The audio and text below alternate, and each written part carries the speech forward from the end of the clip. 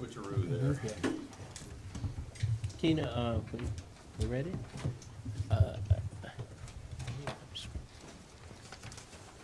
I'll bring this meeting to order. I want to welcome everyone to the work session on alternative fuel study. So I'm looking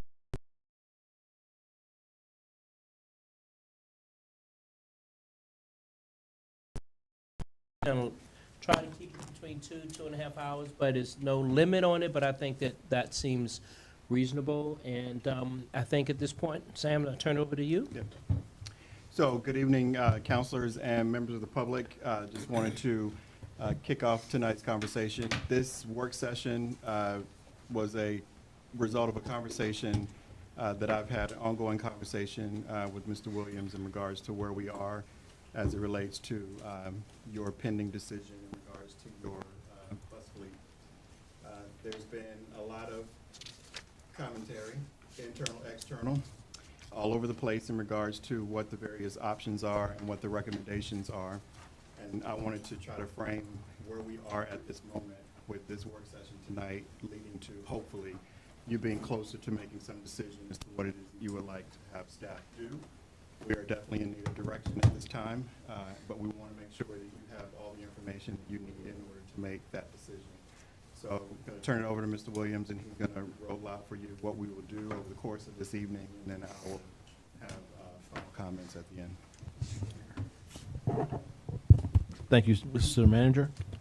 Mr. Mayor, Vice Mayor, members of City Council, tonight we are going to present to you kind of where we are in your work session. If you'll go to the next slide. Part of what we're going to do tonight is setting the topics or agenda. There are 4 particular areas that we're going to concentrate on. The first one is just going to be just an overview of where we are and the goals that were set and the recommendations. Then I'm going to turn it over to the Office of Sustainability, and they're going to provide context for us, and they're going to highlight 5 particular topics: climate context for us, health and climate assessment, the advisory committee input, hydrogen and zero electric bus technologies, and then the recommendations.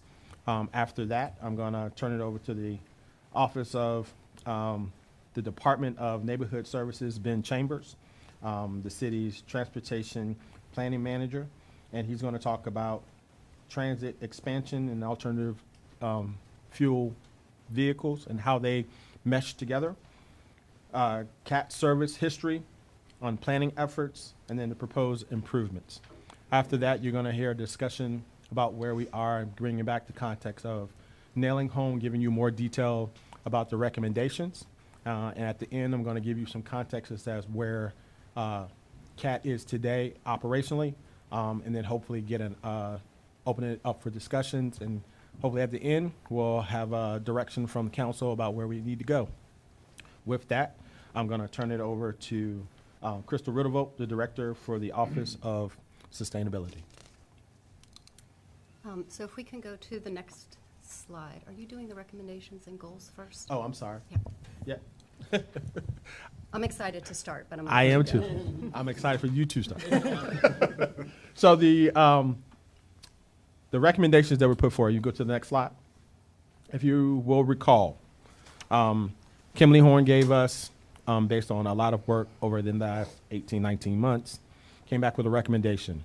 The recommendation basically looked at where we are and how we achieve our goals of being carbon neutral or getting to zero emission as soon as we possibly can.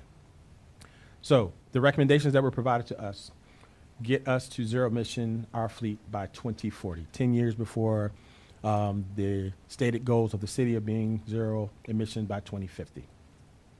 With that, we're also looking at providing 2 pilot transition fuel types so we can figure out which one of the 2 makes the most sense, and we will aggressively, once we figure that out, pursue that track and make our transition happen as soon as we possibly can.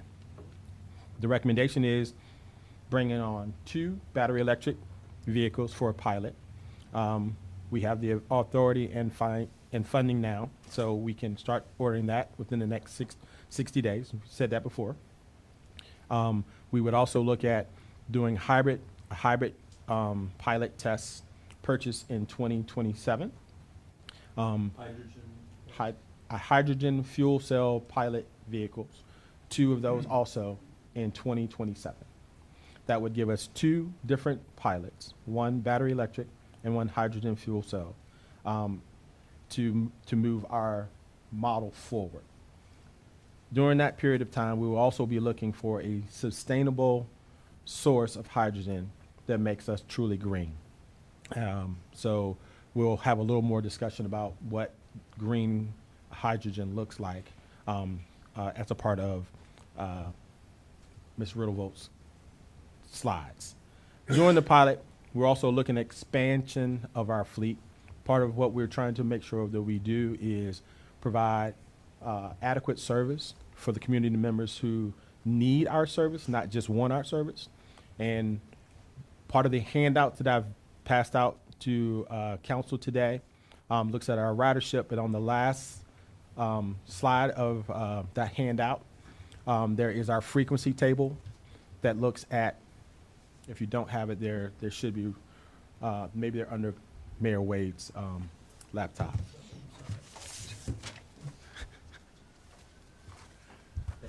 The last slide, it looks at our frequency table. And the frequency table basically says where we were frequency-wise prior to the pandemic.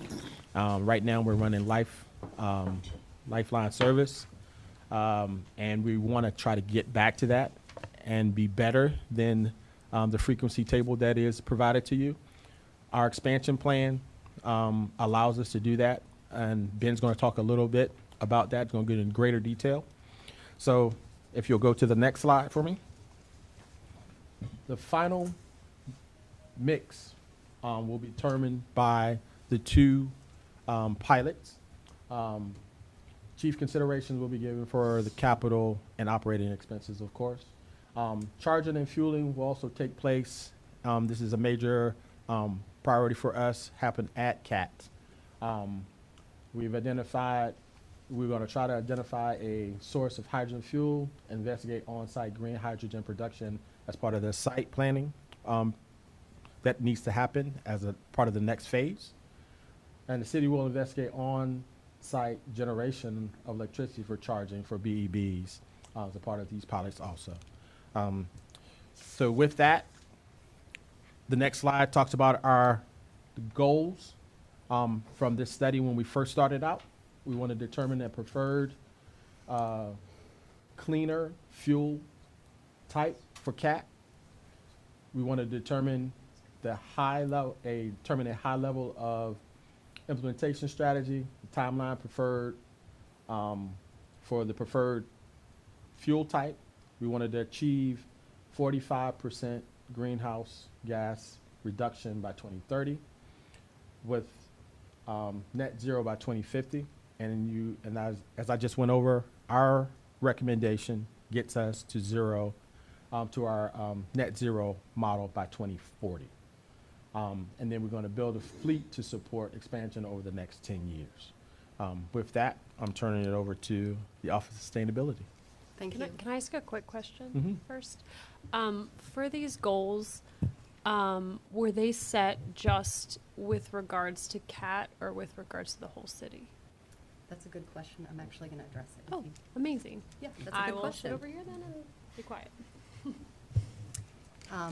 Yeah, if we can go to the next slide, please. And then the next one. So as Garland mentioned, these are the topics we're going to cover tonight. Thank you for giving us the opportunity to bring them to you from the Office of Sustainability, which is nice and new. We're going to start with some contextualizing and then end with our office's recommendations. So if we can go to the next slide, let's start with a context setting. So I expect that all of you are familiar with the graphic here, which shows the profile and sources of greenhouse gas emissions from our Charlottesville community. So it shows both the split of emissions associated with municipal sources and community sources and activities. That's the blue box in the top. And it also shows the split of emissions across emission sources in general. So the feasibility study that we're talking about today is related to emissions from municipal operations in the broader transportation sector. So while CAT serves the entire community, it is a city department, and emissions from transit buses are counted as municipal sources. Next slide, please. So here you have a timeline showing the adoption of the city's most recent greenhouse gas reduction goals in 2019. And to your question, I want to remind us that the climate goals are community-wide. While they can appropriately serve as guides and milestones, they are not actually meant to be prescriptively applied to each emission reduction or decarbonization effort. So they're not specific to municipal, they're community-wide, and essentially is across the board, this is what we're striving for. So as the conversation around climate actions were underway and a climate action plan was in development, CAT engaged the service of Kimley Horn to conduct an alternate fuels feasibility study in 2022, and our office requested and funded a study addendum to evaluate climate and health implications of the various alternatives. We also need to remember that what we're talking about is a feasibility study of shifting a fossil fuel fleet. It's not an implementation plan and it's not a design plan. Those are critical subsequent steps. Just over a year ago, Charlottesville adopted its first climate action plan, and here you see some of the text from that document, including a sub-goal to increase transit ridership, meaning increasing bus occupancy, and a key strategy directly related to fleet transition. So like the climate plan, this feasibility study is a starting point on the path to action. There will be issues to work through before we have alternatively fueled buses on the road, but this is how we get started. I do want to take a moment to acknowledge the fact that CAT initiating this work before the climate plan was adopted was a really big deal in moving towards action in the climate action plan. And it is hard work, and the team, including team members who are in the room here, have been very genuine and very thoughtful in their engagement on this. Next slide, please. So early on, we were interested in both emissions and air quality and health implications of the various alternate fuels being considered. The pollutants listed in the table here are all harmful to both human health and the environment. Children, elderly people, and people with asthma and other respiratory illnesses are all at greater risk when exposed to these air pollutants. While all the scenarios of alternative fuels eliminate or reduce many air pollutants, the key differences are that battery electric and fuel cell electric buses have zero tailpipe emissions, and so moving to these alternate fuels eliminates both greenhouse gas emissions and these other harmful pollutants. Natural gas-fueled buses also have associated pollutant reductions, but would result in a significant increase in carbon monoxide.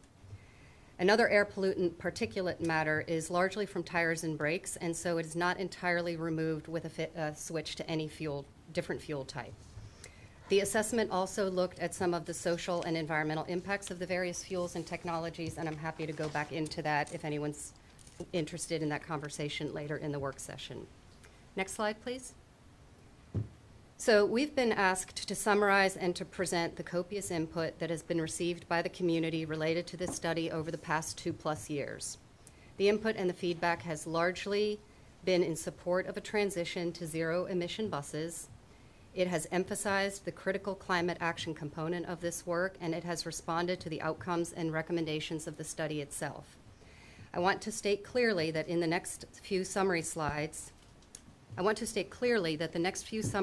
do not necessarily represent the position of the Office of Sustainability, though we are in agreement with many of the points, and I will present our position in a few minutes.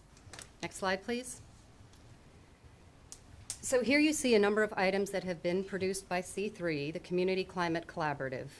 C3 has been a leader in the transit and the transit equity advocacy space for a long time. And I do want to note that this list does not include many of their related blogs and other outreach activities on the topic. But C3 has recently and publicly indicated their support for the study's recommendation, with the option for speeding the transition of the two fuel types as those pilots are successful. Next slide, please. Additional input from the advocacy community, including CVille 100 and other community members, include support for the proposed transition while sharing some concerns about issues such as the near-term increase in the diesel fleet, the cautious approach to zero-emissions bus adoption, ridership improvement projections related to planned fleet expansion, conservative assumptions about battery technology and battery costs, the performance of battery electric buses in cold temperature, viability and climate benefits of hydrogen buses, concerns with the alignment or misalignment with federal and state climate goals and commitments, and concerns about missing out on funding opportunities. Others that didn't make it to the list or came up subsequently include concerns about insufficient internal capacity, inadequate planning and preparation, as well as different understandings of the term pilots. Next slide, please. So here we have some information. We know that there have been concerns about piloting hydrogen buses, and we as a team have learned a lot about hydrogen, including the spectrum of colors related to the production and the climate-related aspects. The graphic here shows several types of hydrogen that are most frequently referenced and starts with green hydrogen, or the cleanest type of hydrogen, in the upper left corner. There's basically two ways to make hydrogen: the breaking apart of water molecules with electricity, called electrolysis, and the breaking apart of methane or natural gas molecules with steam, called steam methane reformation. Currently, the most available hydrogen is gray hydrogen, made using natural gas without carbon capture, but electrolysis is becoming increasingly more common, and a lot of resources are being invested in scaling clean hydrogen production. Our office has been tracking and communicating with transit agencies outside of California who are tackling this transition work. That includes Montgomery County, Arlington County, Philadelphia, New York, and we know CAT has been tracking and sharing with you about several others, including some who have already started incorporating hydrogen buses into their fleet. The Office of Sustainability is only supportive of transitioning to hydrogen buses if the sourcing is green or yellow hydrogen, with the expectation that yellow hydrogen will become cleaner, as 100% of Virginia's electricity is to be produced from carbon-free sources by 2050. Next slide, please. So this graphic before you is a very simple comparison of battery electric buses and fuel cell electric buses to each other, highlighting their relative strength based on current available data and technology. And we expect that some of these relative strengths may change as technologies mature, and we plan to continue to monitor those improvements. Next slide, please. So finally, the Office of Sustainability supports the recommendations made in the Alternative Fuels Feasibility Study. The proposed fleet expansion will allow CAT to provide improved transit frequency and reliability, addressing an important issue of transit equity. The pilot approach will allow CAT maintenance staff to gain familiarity with two technologies prior to widespread adoption. The two proposed technologies provide unique benefits and can provide redundancy. The recommendation is leadership by example. We are encouraging our community to pursue fleet transition to cleaner fuel sources and need to do this ourselves. And the plan achieves a zero-emission public transportation fleet by 2040 ahead of the 2050 goals. So we are supportive of expediting the transition of zero-emission buses. Decarbonization work is hard, and we feel this study is a thoughtful and well-researched first step in decarbonizing Charlottesville Transit Service. We know there's a lot more hard work to be done and a lot more research, but accepting these recommendations would start us down a path towards a zero-emission bus fleet. Given the pace of change of clean energy technology, planning to pilot two alternate fuels lets us be flexible and nimble based on future possibilities. I would close by saying that reliable, accessible, and used public transit is an important climate strategy, but you, City Council, don't have control of all the aspects. It is largely dependent on behavior change and personal choice. Reliable, accessible, and used public transit, fueled by a clean power source, is a better important climate strategy, and that you, City Council, have the opportunity and the authority to directly influence. I'm done. My turn? Yes. All right, we'll go to the next slide, and we'll start talking about some context within which CAT is going to be working. So Just to introduce myself, I'm Ben Chambers. I'm the city's transportation planning manager. I work alongside CAT, working on their transit strategic plan right now, as well as this current effort. So we'll talk you through what's in that and what's led up to our current transit strategic plan work and how that's going to interact with this current alternative fuel feasibility study. So next slide, please. Next one, too.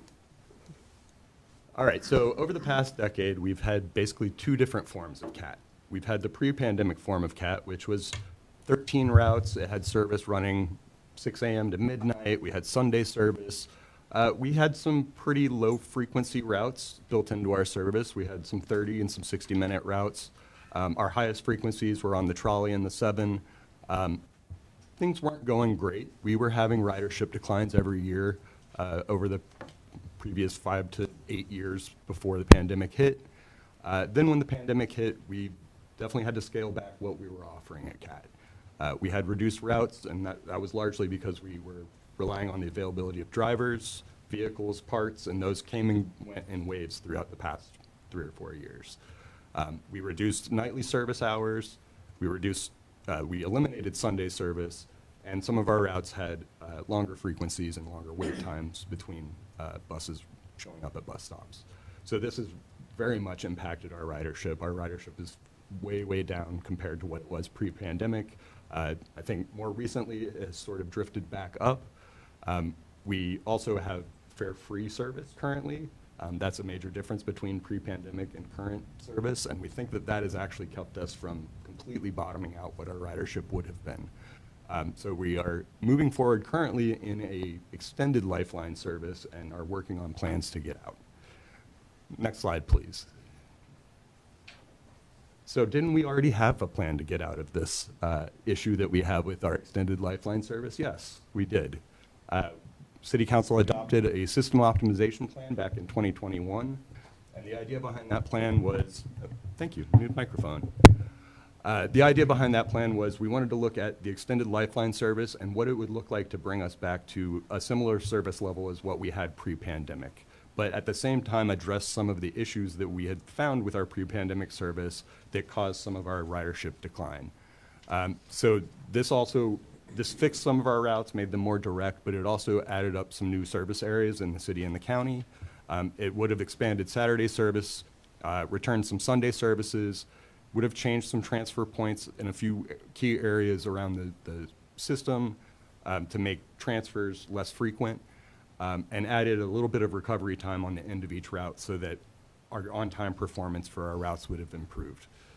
This plan was adopted by council in 2021, and due to the driver, vehicle, and parts shortages that have come and gone in waves, it has not been fully implemented.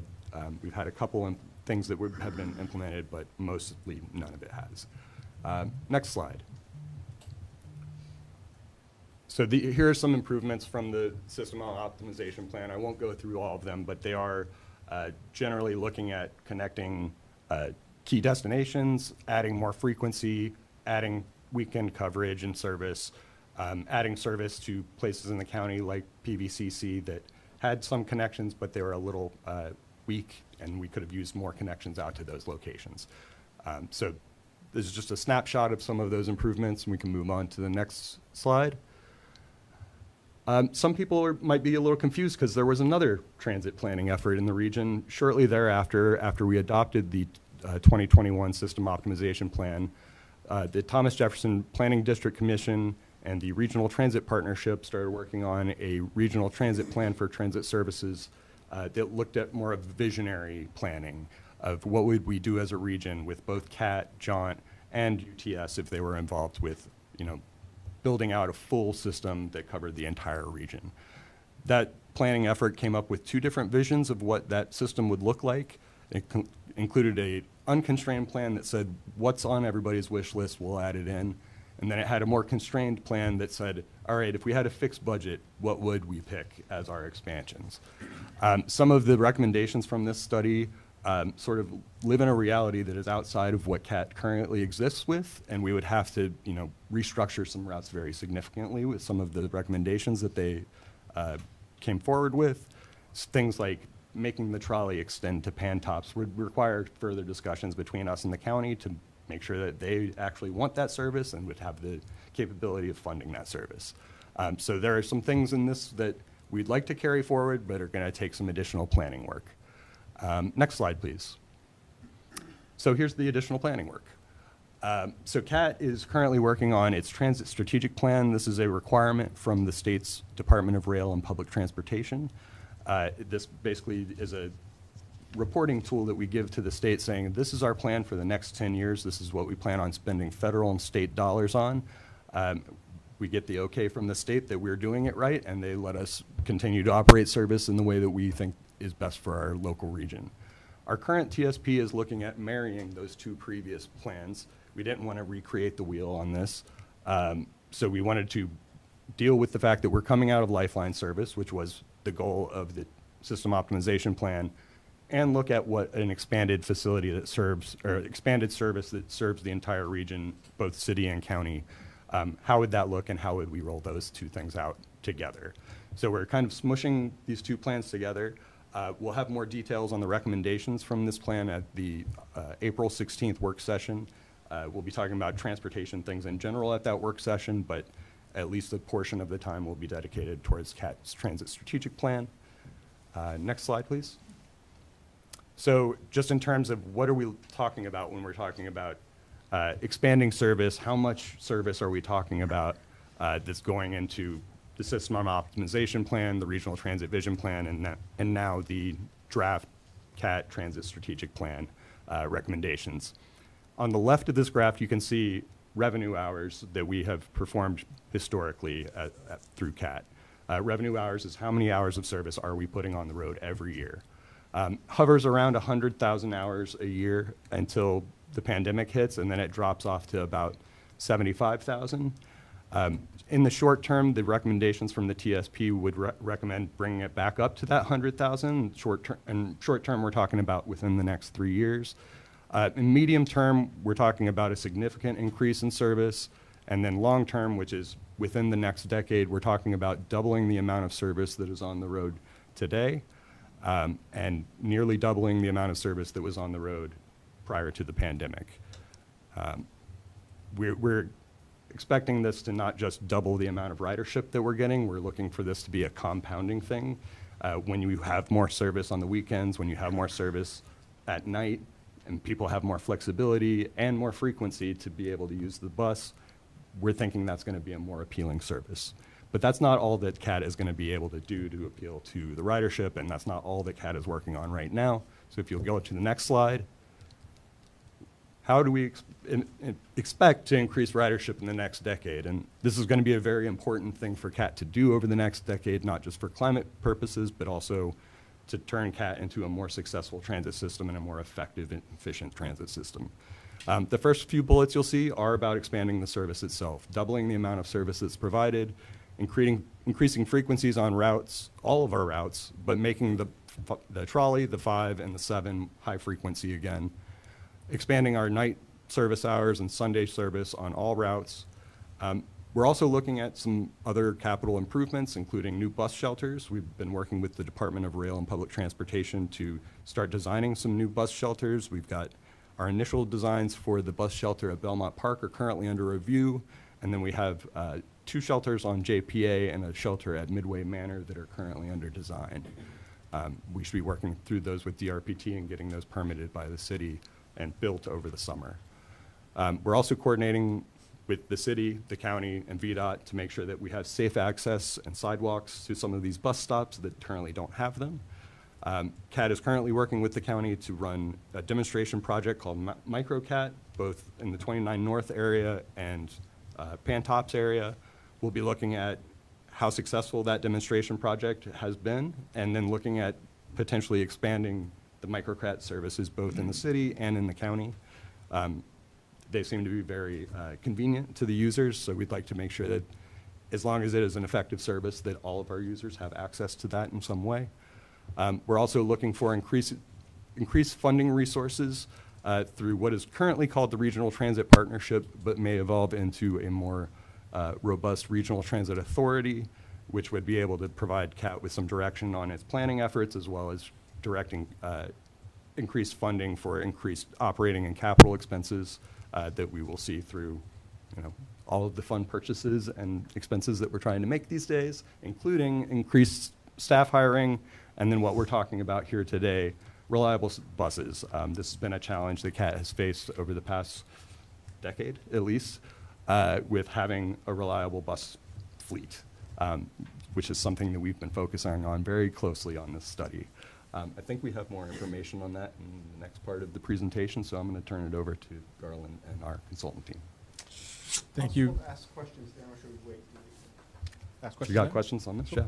Could you please go back to, back a slide? So if we were to say double, from, is that 100,000 hours Mm-hmm. to 200,000 hours? If we were to go back to the slide at the very, very beginning where we talked about 95% of our greenhouse gas emissions are from non-municipal, like everyone else beside the city, 5% for the city itself.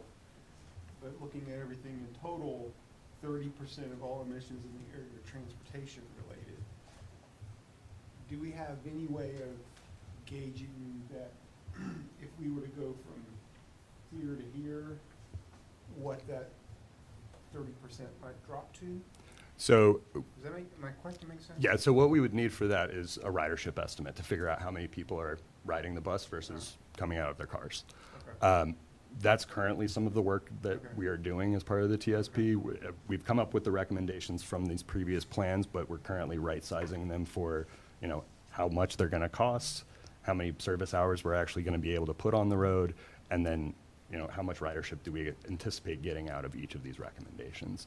Once we have that sort of information, we would be able to make a rough estimate, Yeah, I can see it'd be very complicated. but it would be a fairly complicated But calculation. part of the transition, or as we look at the modeling, is we can't necessarily accurately predict ridership, but what we can tell you definitively is if we do expansion in service areas, that we can tell you how many folks have access to transit.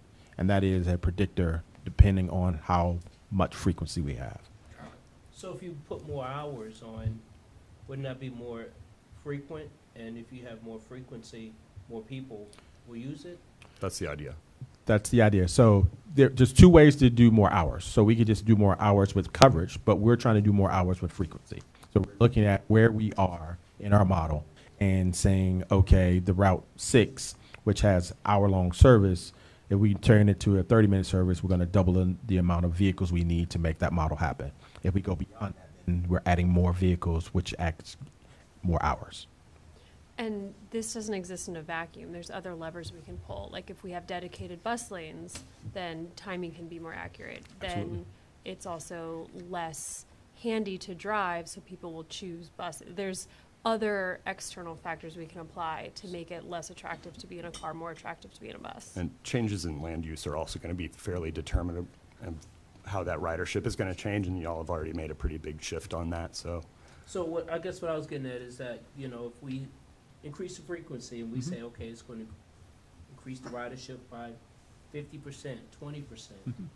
And if we say some level of assumption that those individuals were driving, can't we say, okay, that's a reduction in vehicles on the road, therefore, I don't know how that translates to that 30%, but we can get an estimate on the reduction in vehicle trips or We would need to survey the new riders to see if they were actually coming out of their cars or if they're just taking additional trips because now they have the ability to take those Yeah, additional trips. And there's a concept called people miles per gallon, and it really sort of looks at which type of vehicle are the people in, and what are those vehicles fueled by, and what is the sort of level of use, right? Do you have a single person in a car, or a single person in a bus, or do you have 8 people crammed in the car, and do you have the bus full? Those are all really different scenarios that are going to influence what the emissions reduction are. But if you have full buses, and those full buses are clean fueled buses, you're going to have a bigger impact on the emissions reduction. But again, a lot of that math is like at such a high level that it's really hard to say, we can tell you in 2 years what the results are going to be. And I'm glad she said 2 years, because normally when you add new service, it takes a while for folks to understand that you've added the service. It's not going away. It is a permanent thing. They change their behaviors, not immediately, but over time. But it sounds like at this point, there's not enough specificity to know, like, just on what we got tonight, like ridership was 2.1 million in 2017, 1.1 million last year. It wouldn't be known whether you double the service hours, whether you're even returning to the 2017 ridership. We just wouldn't know.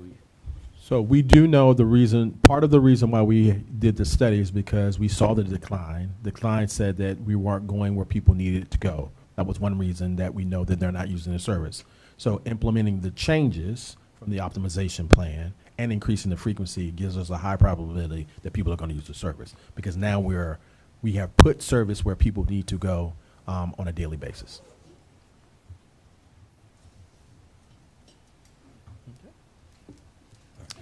So with that transition, I'm going to bring up the consultants from Kimley Horn, and we're going to advance to the next slides. Next slide, please. So we have at the table Paul Elman and Sam Sink from Kimley Horn, and I'm going to turn it over to Sam to go through the recommendation in more detail. We're going to specifically look at battery electric technology and hydrogen fuel cell technology. Thank you, Garland. So some notes about the analysis assumptions that are contained in the next few slides. This analysis is based on CAT's 2022 existing conditions, so it's not necessarily reflective of this 5 minutes. And the assumptions are based on 2022 market trends and technology capabilities. Obviously, both battery electric bus and hydrogen technology are still evolving, so this does represent the reality of about a year and a half, 2 years ago. Next slide, please. And I'll note that some of these slides are going to be familiar. Some of these we went over in our last council meeting, and you may have seen before, but just to remind us all about the technology considerations that we went through in evaluating the different technologies, battery electric, hydrogen fuel cell, resources, what are the costs, operations, what would it take to implement these different technologies, and sustainability. What are the different benefits of each technology? Next slide. And so we initially looked at CNG, or compressed natural gas, or RNG, renewable natural gas as well. We've set those aside because they wouldn't be truly zero emissions, so we're really focused in, as Garland said, on the battery electric and hydrogen fuel cell evaluation. So as a reminder, the kind of pros of battery electric, you have the zero tailpipe emissions that we're looking for. This is the more mature of the two truly zero emissions bus technologies, and it does have a definitive source of fuel in the form of the electric grid. Now, some cons: you tend to need a larger fleet. These buses are higher cost than diesel, and of course there are range concerns that we have discussed before. You also have additional infrastructure costs. Pretty much for each battery electric bus that you add to your fleet, you need to add charging capacity as well. With hydrogen fuel cell, the pros, again, you have that zero tailpipe emission, and these do provide a more resilient operation, fewer range concerns than with the battery electric. However, they are a higher cost to deploy. These do average a little bit more expensive than even the battery electric buses. And one of the key concerns, as mentioned earlier, is the lack of fuel supply that is truly green. So if you can explain, you did it before, but it just kind of went over my head about the hydrogen fuel, the gray supply, I think that was in the lower left. So Yeah. Do I understand that could get trucked in, or is that what I understood? Yes, it can be trucked in. It's steam methane reformation, so it's converted from methane. You can truck it in. Maybe trucking is probably the most likely Right. source here. So And that truck is probably gas, diesel type of. Truck's probably not hydrogen Yeah, fueled, right? yes. Yes. Hydrogen or on the hydrogen. And I will note, we did provide a handout on some of the assumptions around the hydrogen fuel emissions. Go don't know if that got distributed or not, but yes, there would be a transportation element to that. Next slide. Kind of a just reminder about how these two vehicle propulsion technologies work. Battery electric, obviously you're plugging in a battery, you're charging it up either overnight at the depot, or you can use en-route fast charging, and that is powering an electric motor.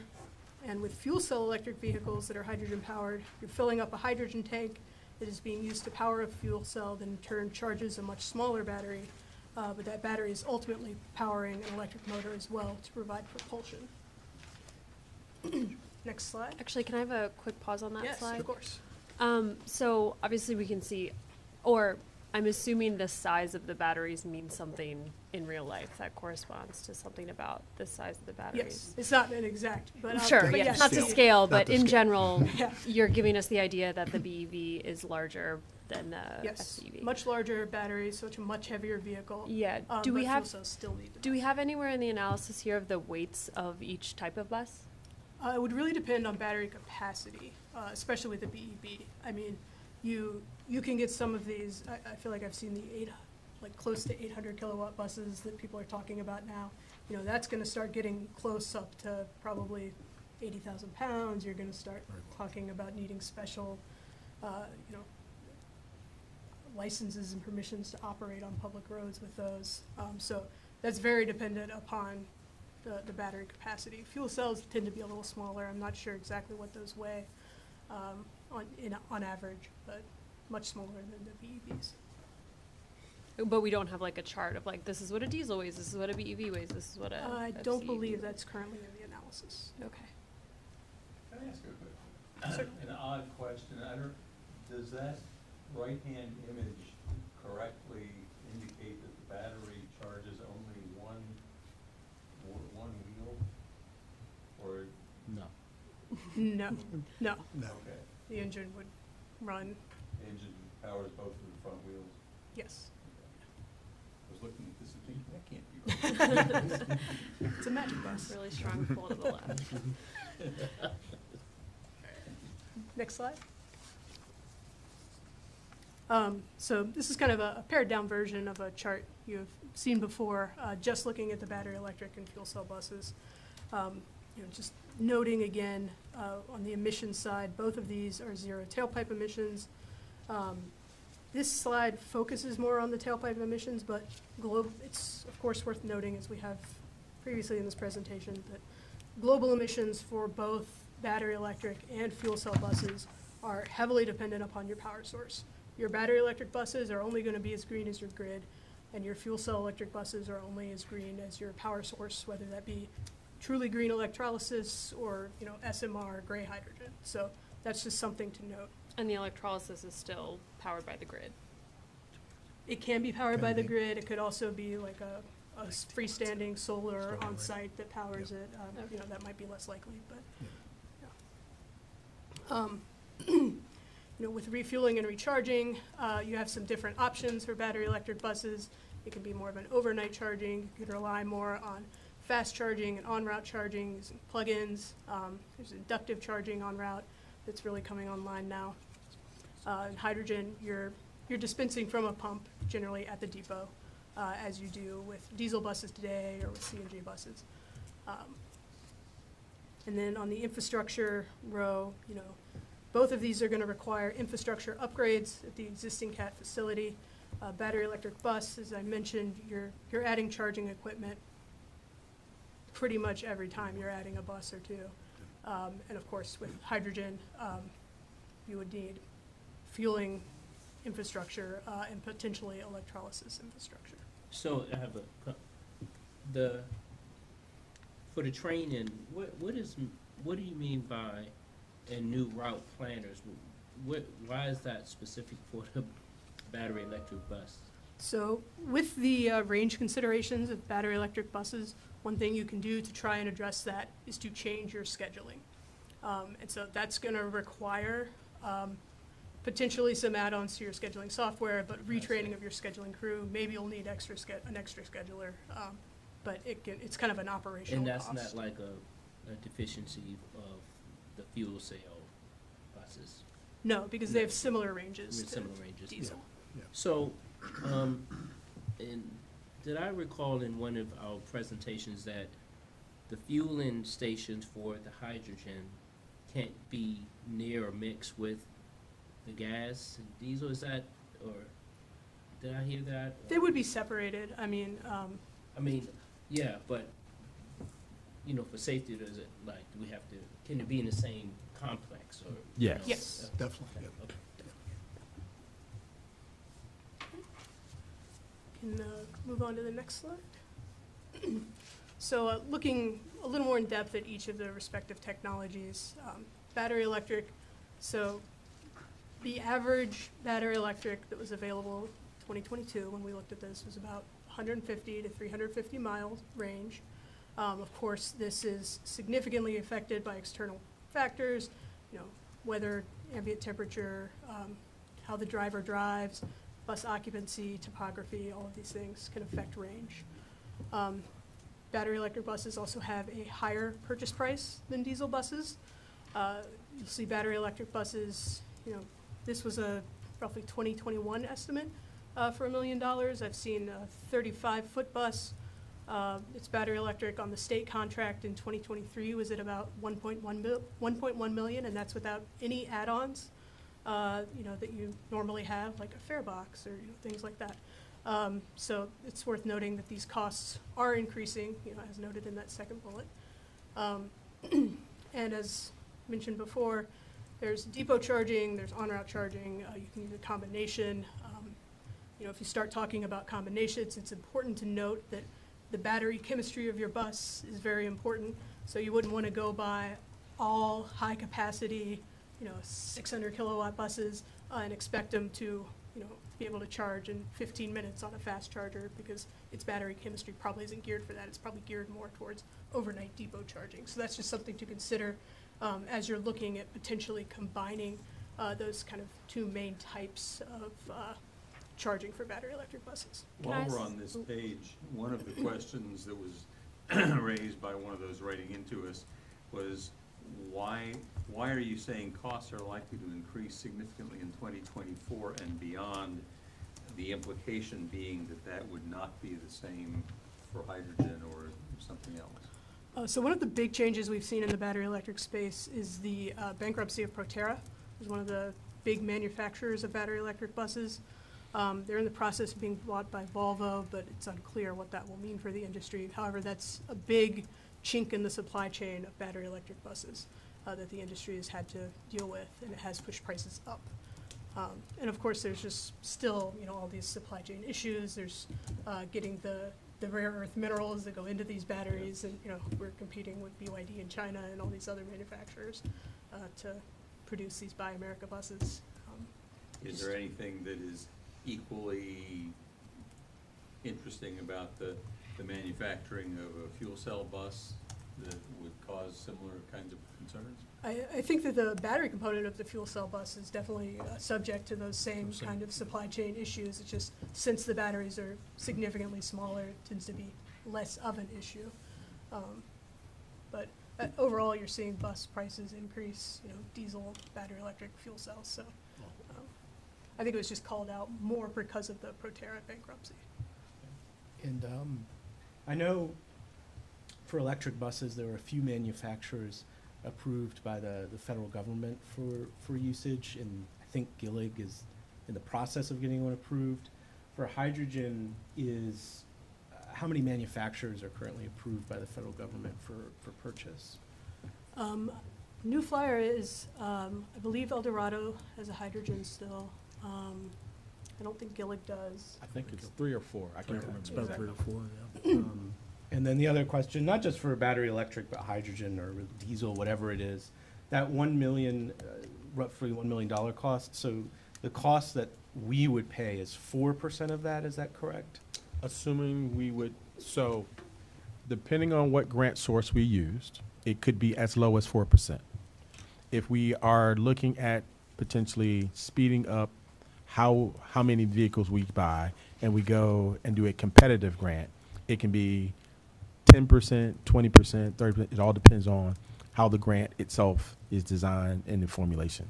So if we do our normal allocation through our state and federal allocation, it's mostly 4% for us. And that would change based on the speed at which we're adding buses to the fleet, basically? So it's a couple of factors. Yes, it changes but the speed, but it also, we have a replacement schedule. So as long as the vehicles come up for replacement, we can replace them. And then we're also competing with other transit agencies around the Commonwealth for that pot of dollars. And let's say if we wanted to replace 10 this year, but others wanted to replace higher numbers, and they got into the queue faster than we did, and then there's only available to us 5, and we wanted to go outside and get the other 5, then that would be the mix. Thank you. Mhm. Next slide, please. So most of the average BEVs that are on the market would not be able to consistently complete CAT's existing blocks. Now, that is not to say that you can't go out and purchase a very high-capacity battery vehicle that would. This is just looking at kind of the average that's available on the state contract. So a transition to BEVs would thus likely require a mix of bus technologies or some kind of alternative fleet arrangement. You could procure additional BEVs. We've talked about a potentially greater than 1.1 or 1-to-1 ratio being needed. Maybe 1.2 if you're using a lot of on-route charging and getting that to work out. Perhaps as high as maybe 1.4 to 1.6, or 1 to 4 or 1 to 6. You can also restructure your blocks and routes. That's where that additional scheduling consideration comes into. That is again a trade-off. There are operational costs involved in bringing a bus in more often and it not being able to run as long, needing more operators for that. You can use on-route charging to try and address this. That gets you closer to that 1-to-1 ratio. You can also, as I mentioned, purchase the higher-end BEVs with larger batteries, or you could investigate auxiliary heaters, diesel-fired heaters. I understand there's been some conversation with Blacksburg Transit about how well BEVs are working for them. They use diesel-fired heaters. And if you talk to them, when their diesel-fired heaters go out, they lose about 40% of their battery capacity in cold weather. So that can definitely help with your range. However, diesel-fired, not zero emissions. So that wasn't something that was included in our analysis. But of the total emissions that heater requires, I would assume that the percentage is pretty small. Yeah, compared with a diesel tank Yeah. bus, it's trivial, Right. but it's still something. Well, I think Yeah. if it lets us sort of, we're kind of on the edge of what we can do. I don't want to be puritanical about it, I guess is what I'm saying. If we have to have something that's got a little bit of extra emissions for a heater, but it greatly increases the range of the bus, then.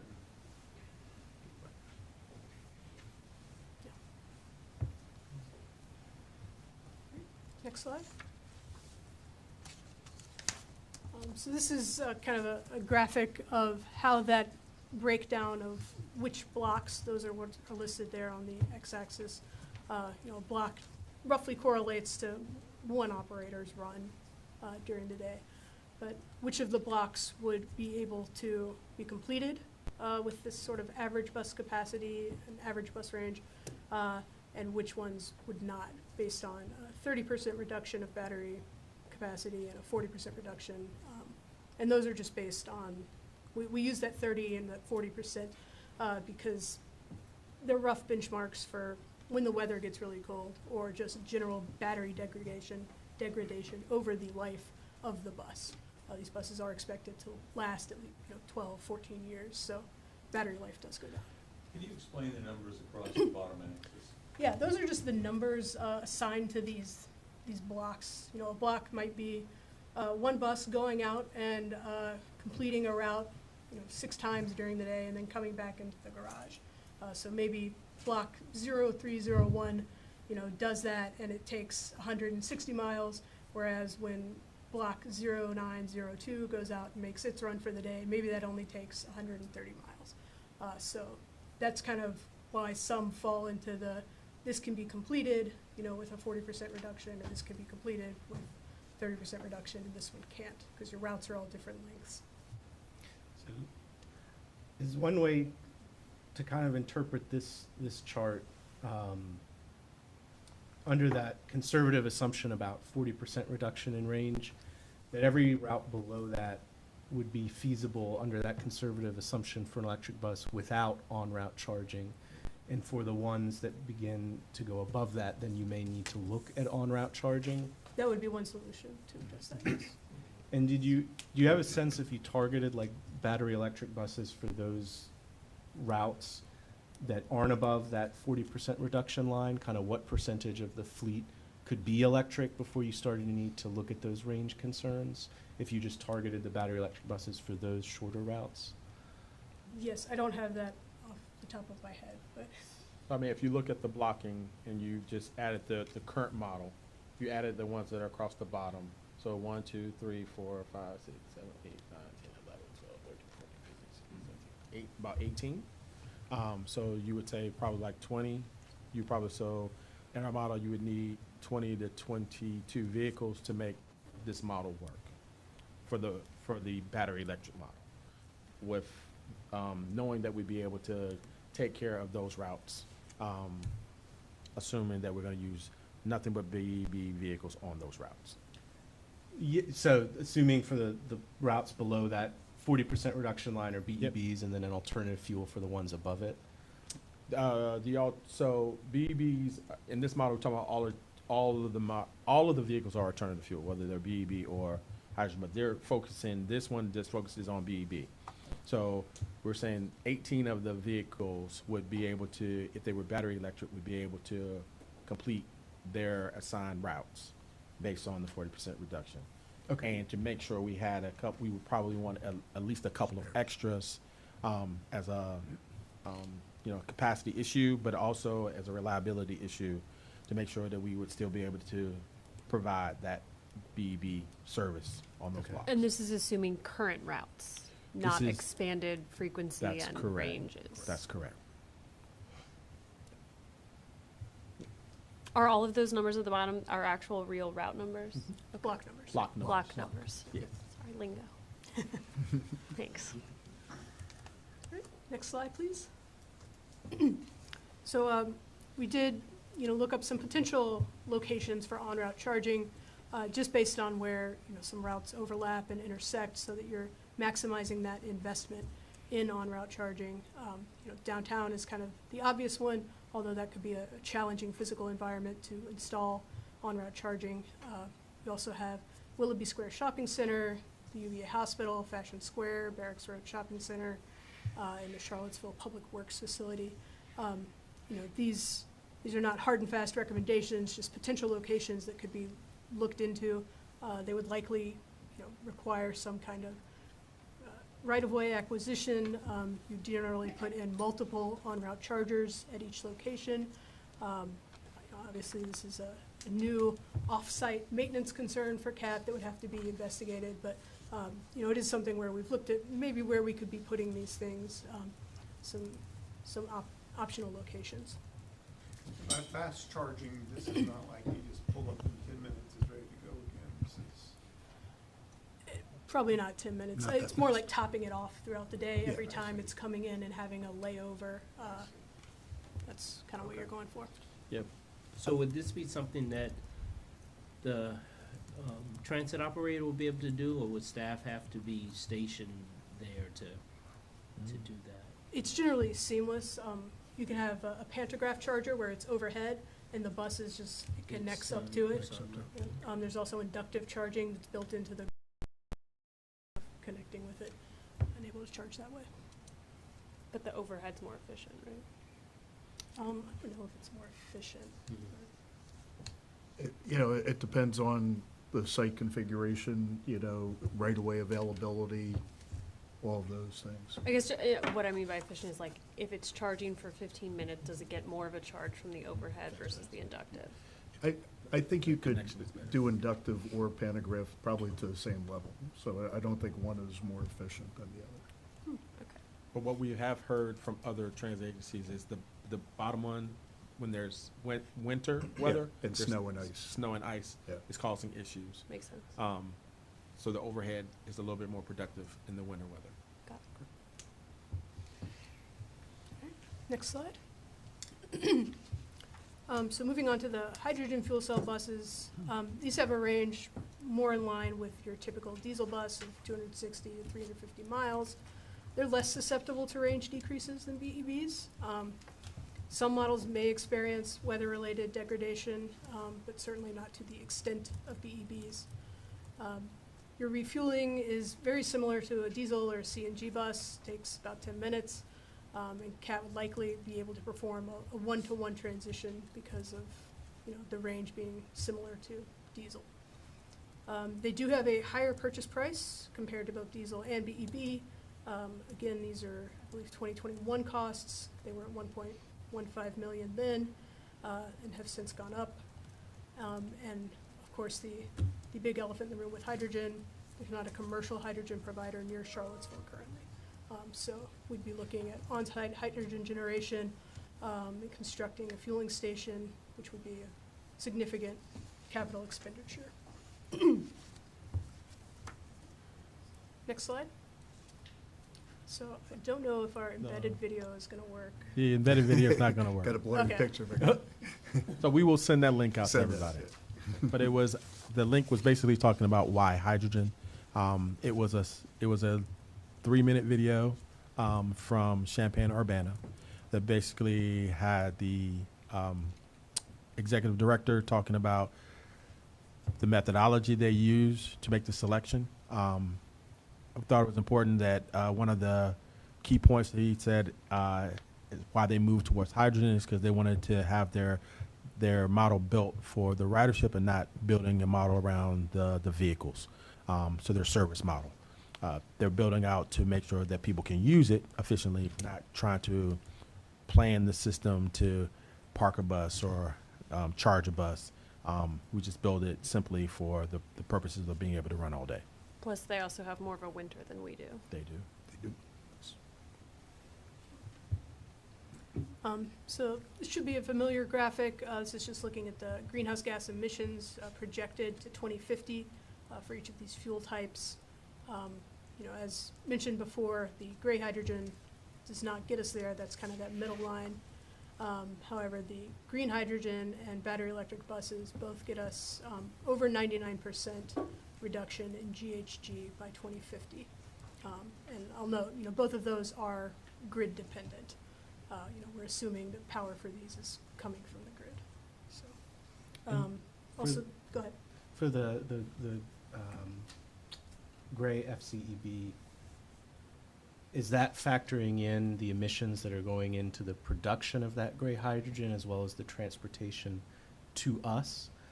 Because I know I've seen some analysis where people have said for gray hydrogen, there's barely even an advantage over diesel once you factor that in.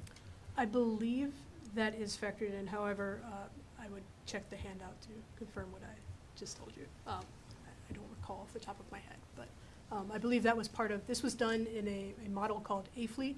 It's produced by the Argonne National Laboratory.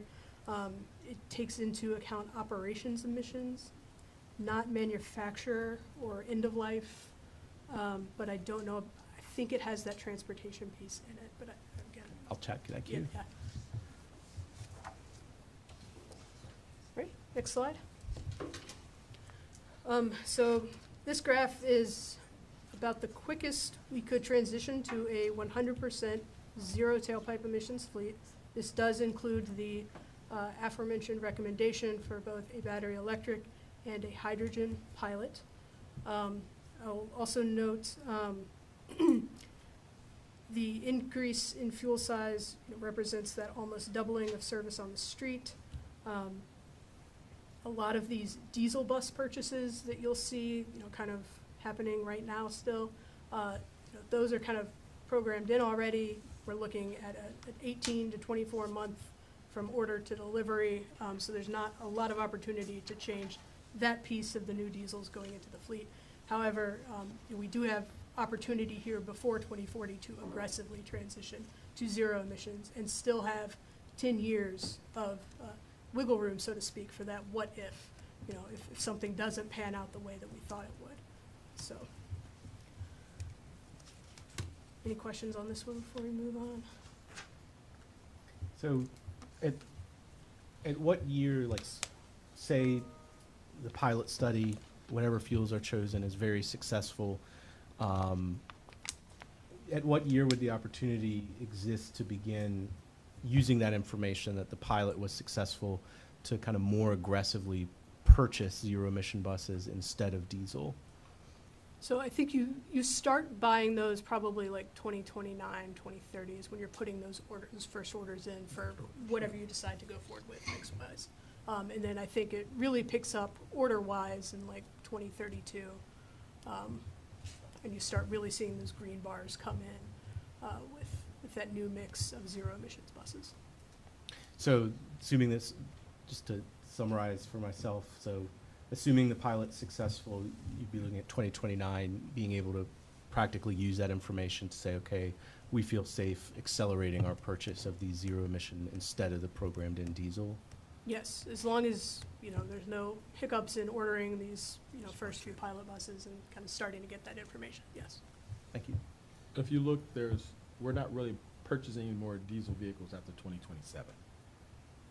So you've already we've committed in this model to not really purchase any more diesel vehicles after 2027, Mm-hmm. even with the pilots going on. Mm-hmm. And then hydrogen, in the recommendation, hydrogen would be purchased 2027. Correct. And then battery electric would be like the next 18 to 24 months before deployment locally. So we would purchase our first this year, battery electric, the two.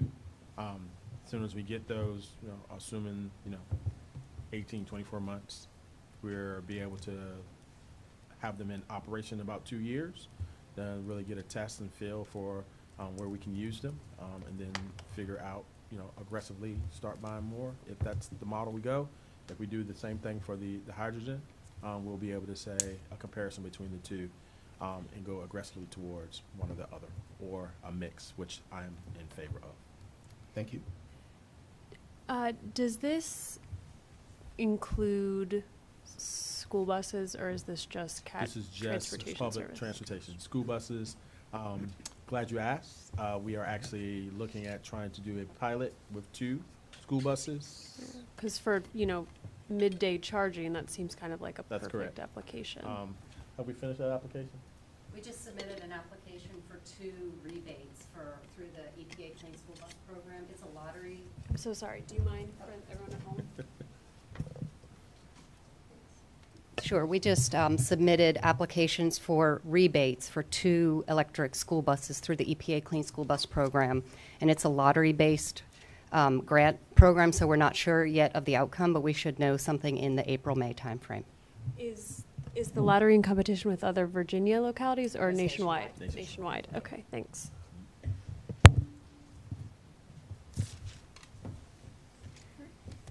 Next slide, please. So this is a chart looking at the emissions reductions and kind of planning level cost estimates for different scenarios that we could implement these various technologies with. First, you have battery electric with, it's 100% BEV fleet transition using depot-only charging. That's that second line, assuming a 225-mile range. The second one is battery electric with fast charging or on-route charging. And then the third line, or fourth line, is, so battery electric low estimate. This was kind of developed as a best-case scenario if the technology evolves, exactly when we need it to, how it needs to be, and that there's no cost increase even with bigger battery capacities, and we get that kind of 1-to-1 ratio, what those costs and emissions reductions would look like. So you can see kind of the range of costs there. The vehicle capital costs, those are just based on state contract costs per vehicle. facility costs are a per vehicle cost. And then the operational costs are based on industry reviewed publications for average operational costs of these different vehicle types. And the number of vehicles required are all based on the system optimization plan that calls for 58 vehicles. So, and then of course hydrogen's at the bottom there, and you can see its costs as well. It's a little bit more expensive, per vehicle, and that's reflected there as well. All right, moving on to the next slide. One thing to kind of note about the infrastructure cost specifically, that portion of the capital costs with hydrogen versus BEB, is there's this scale factor. You have to add that charging infrastructure every time you add more buses.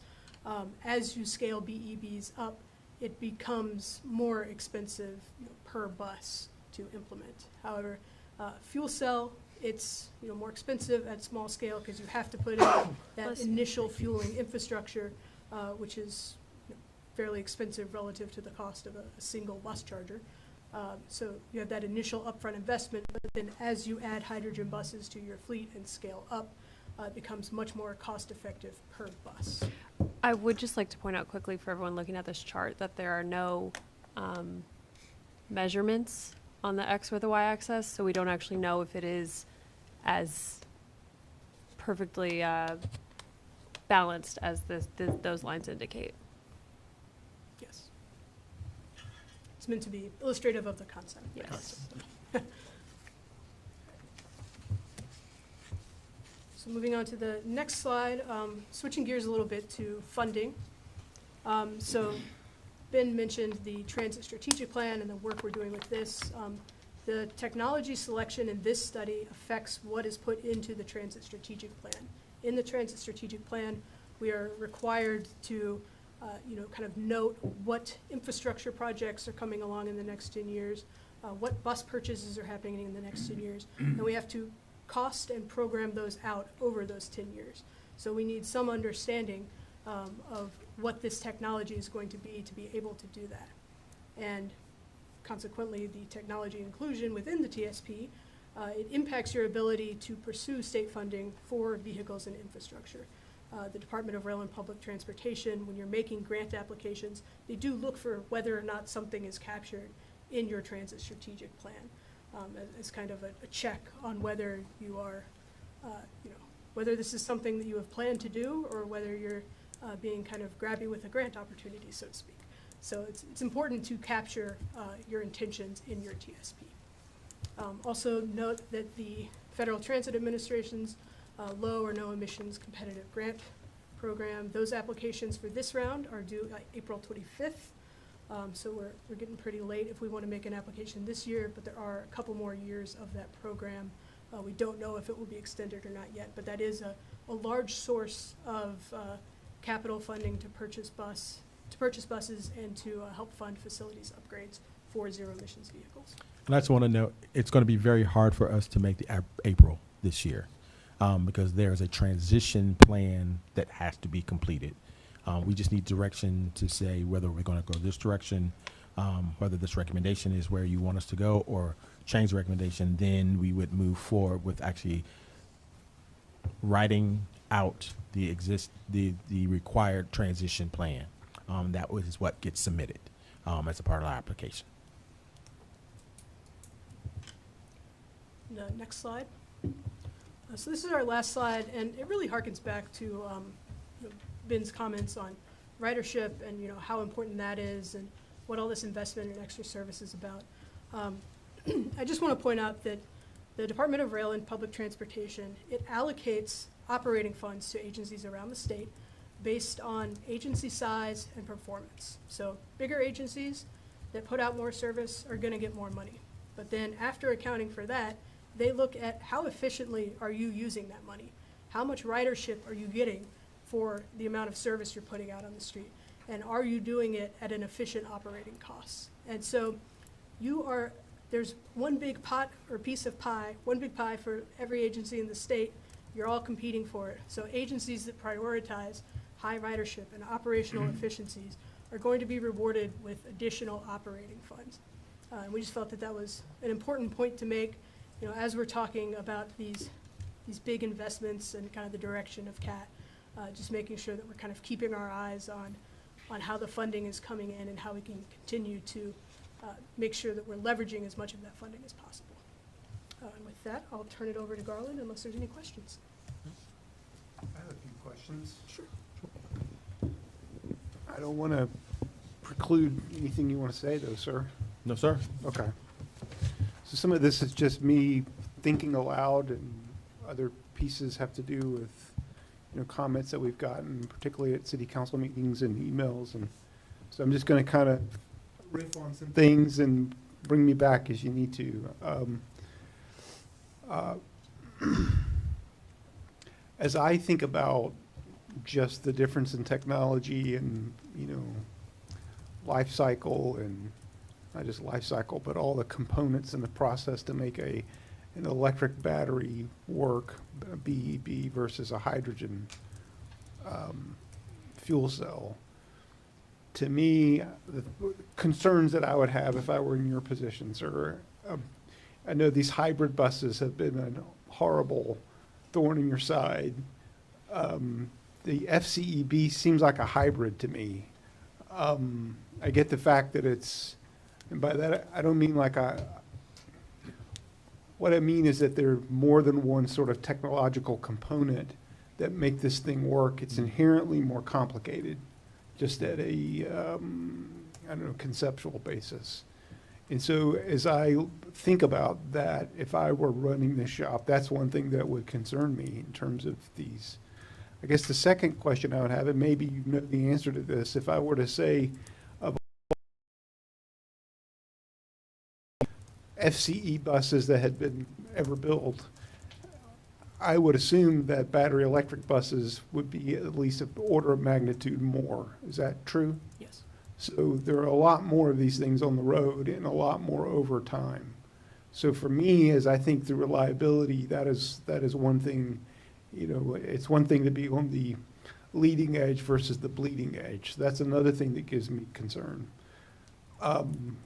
Another thing that gives me concern about hydrogen, and I think hydrogen is cool, but another thing that gives me concern beyond the fact of whether we have, you know, locally grown and organically certified hydrogen in our area, you know, trucking it in or whatever, all of that seems incredibly, I don't know, improbable, but that's all going to work out. The green and yellow hydrogen, again, feels like buying organic fruit or something. I don't know where you'd even go to get that kind of thing. And then the last thing that concerns me, and this is something that a climate activist, a guy I work with, I won't mention his name, I don't know that he cares, but as I understand it, methane is 20 times more impactful to the climate than carbon dioxide, something like that. I don't know. More. I see the thumbs up back there. And so I think when you start talking about something like hydrogen as a commodity, which is really what we're talking about, I think it's going to be very difficult to sort of say, okay, this is our organically grown hydrogen, and this is just what, you know, we bought somewhere. And my guess is whatever we bought somewhere is going to be using methane to make it, which sounds like a horrible thing. So all of those sorts of things, for me, I mean, I'm not the transit expert. I can't claim to be, but as an engineer, as a project manager, and I think about all those things, I'm like, I just don't think I trust hydrogen enough to go there. And with respect to battery electric buses, Mr. Groves is in the audience. I don't think he minds me pointing him out. I personally can appreciate the fact that we want to transition in terms of some sort of new technology. We might not be fully confident in battery electric, and we need to sort of wean ourselves off of diesel, is how I would put it.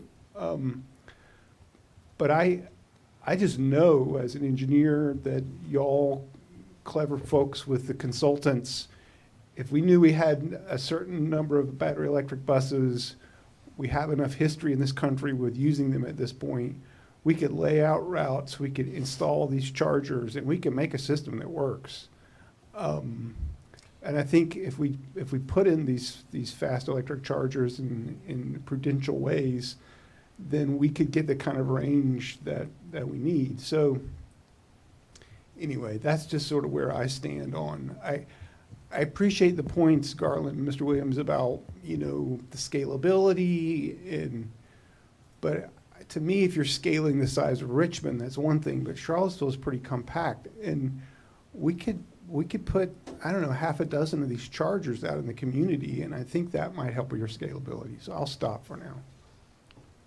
If I may, as your director, my concern has always been that we provide the most reliable public transportation system that we can. And I need to clear up something about the public. There seems to be a concern that I am opposed to any transition, whether it's battery electric or hydrogen. I am not. I am pro-CAT. I am pro-reliable CAT. And as your director, I hear often from the community that there are concerns about getting a reliable, frequent system on the street.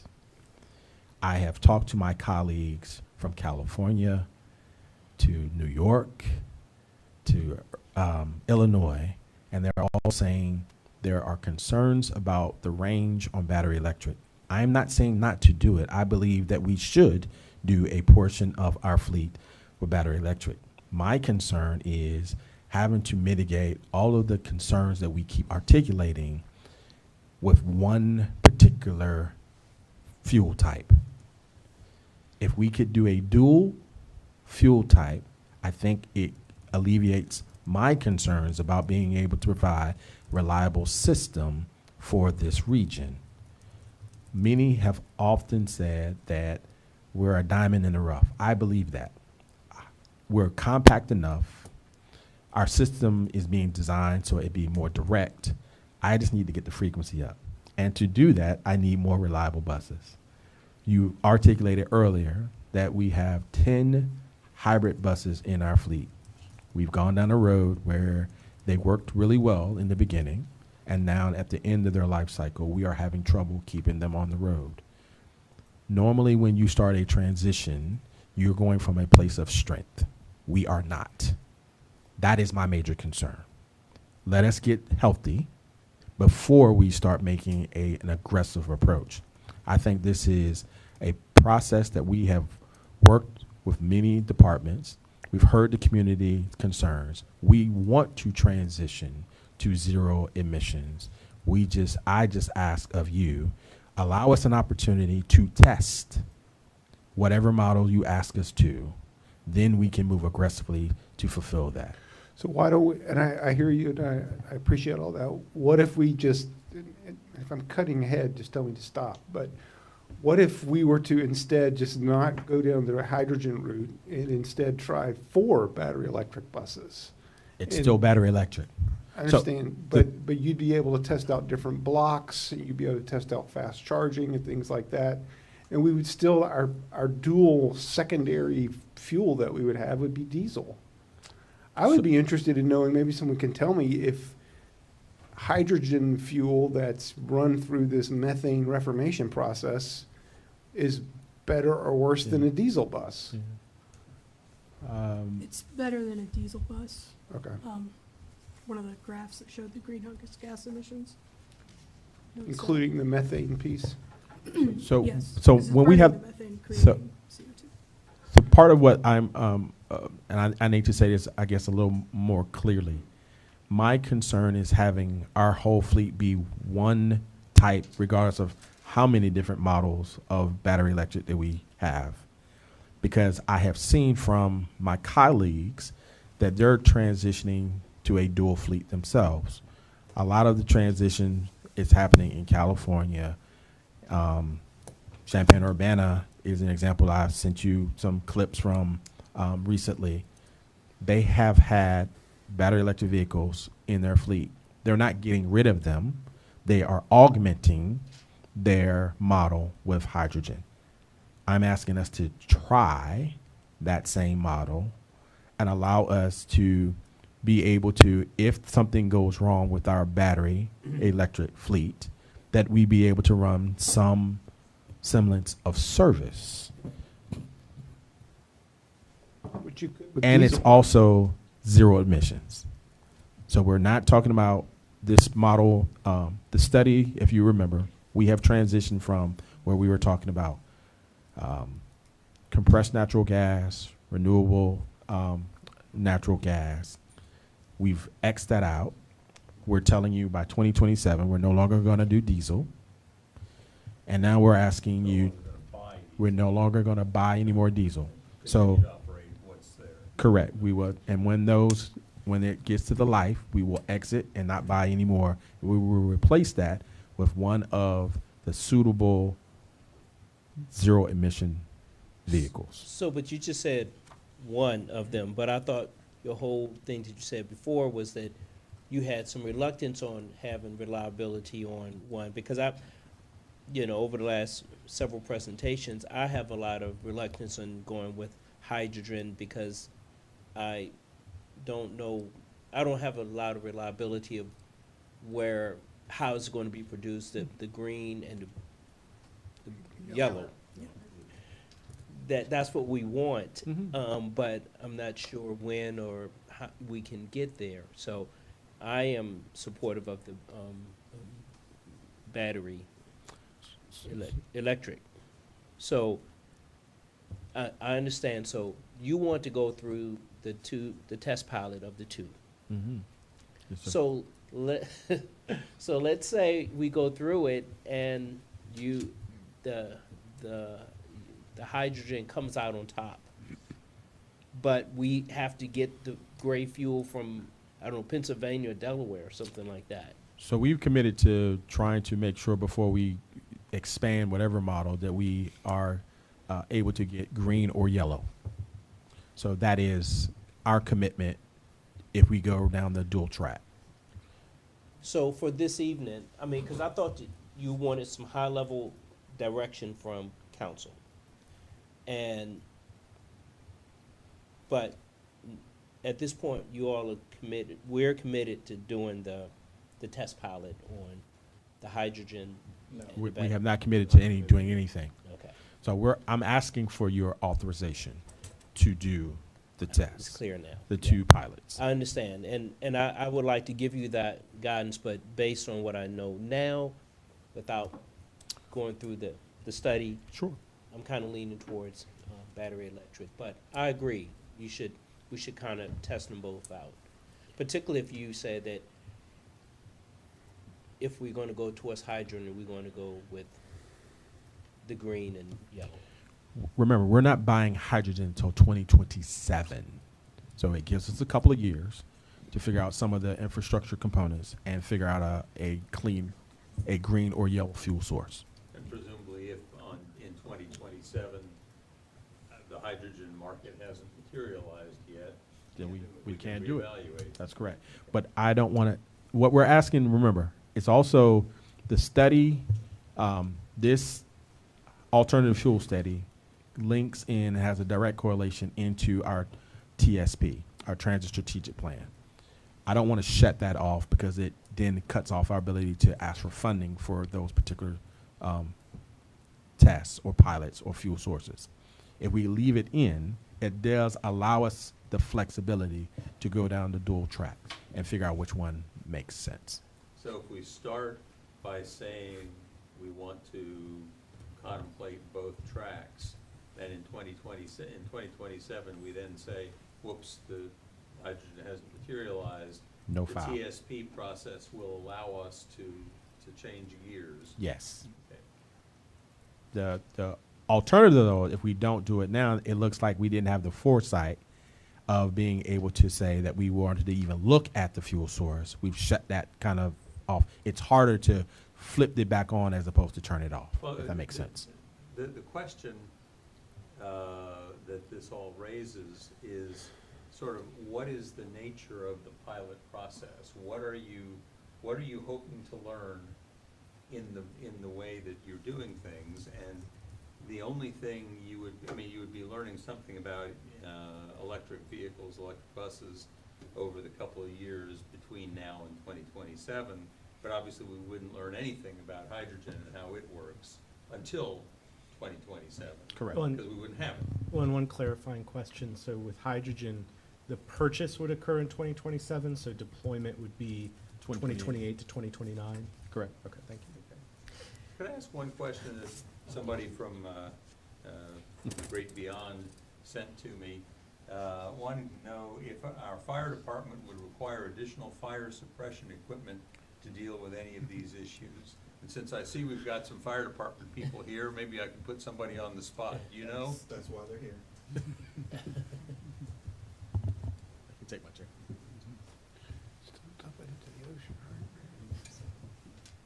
Shout out to Jim Schroeder for asking the question, so. Good. Just want to make sure it wasn't me. Joe Phillips, Deputy Chief and Fire Marshal for Charleston Fire Department. There are some infrastructure that would have to be built. There's also some planning of things that we would want to make sure on his grounds. We did, where we charge the buses versus the exit, right? We don't want to, if a bus did have a catastrophic failure, we don't want it to block an exit for all of his staff to leave or block so the fire department could come in. The current shop that's there, if it's going to work on electric buses, may need to be evaluated by the building official or an engineer that looks at the sprinkler system to make sure that the sprinkler system is adequate for an electric bus inside of the vehicle, inside of the building. Adding a sprinkler system to lithium is gonna cause it to explode. It is not meant, a sprinkler system, and even the fire department, if a bus or any electric vehicle has a catastrophic failure, we're not putting the bus out or the vehicle out with what we have. Okay. We are protecting what's around it with water, and containing whatever, battery fire we have. Smaller, lithium-ion batteries, we can put out. But, once they start getting as big as a car or a bus, it takes lots and lots of water.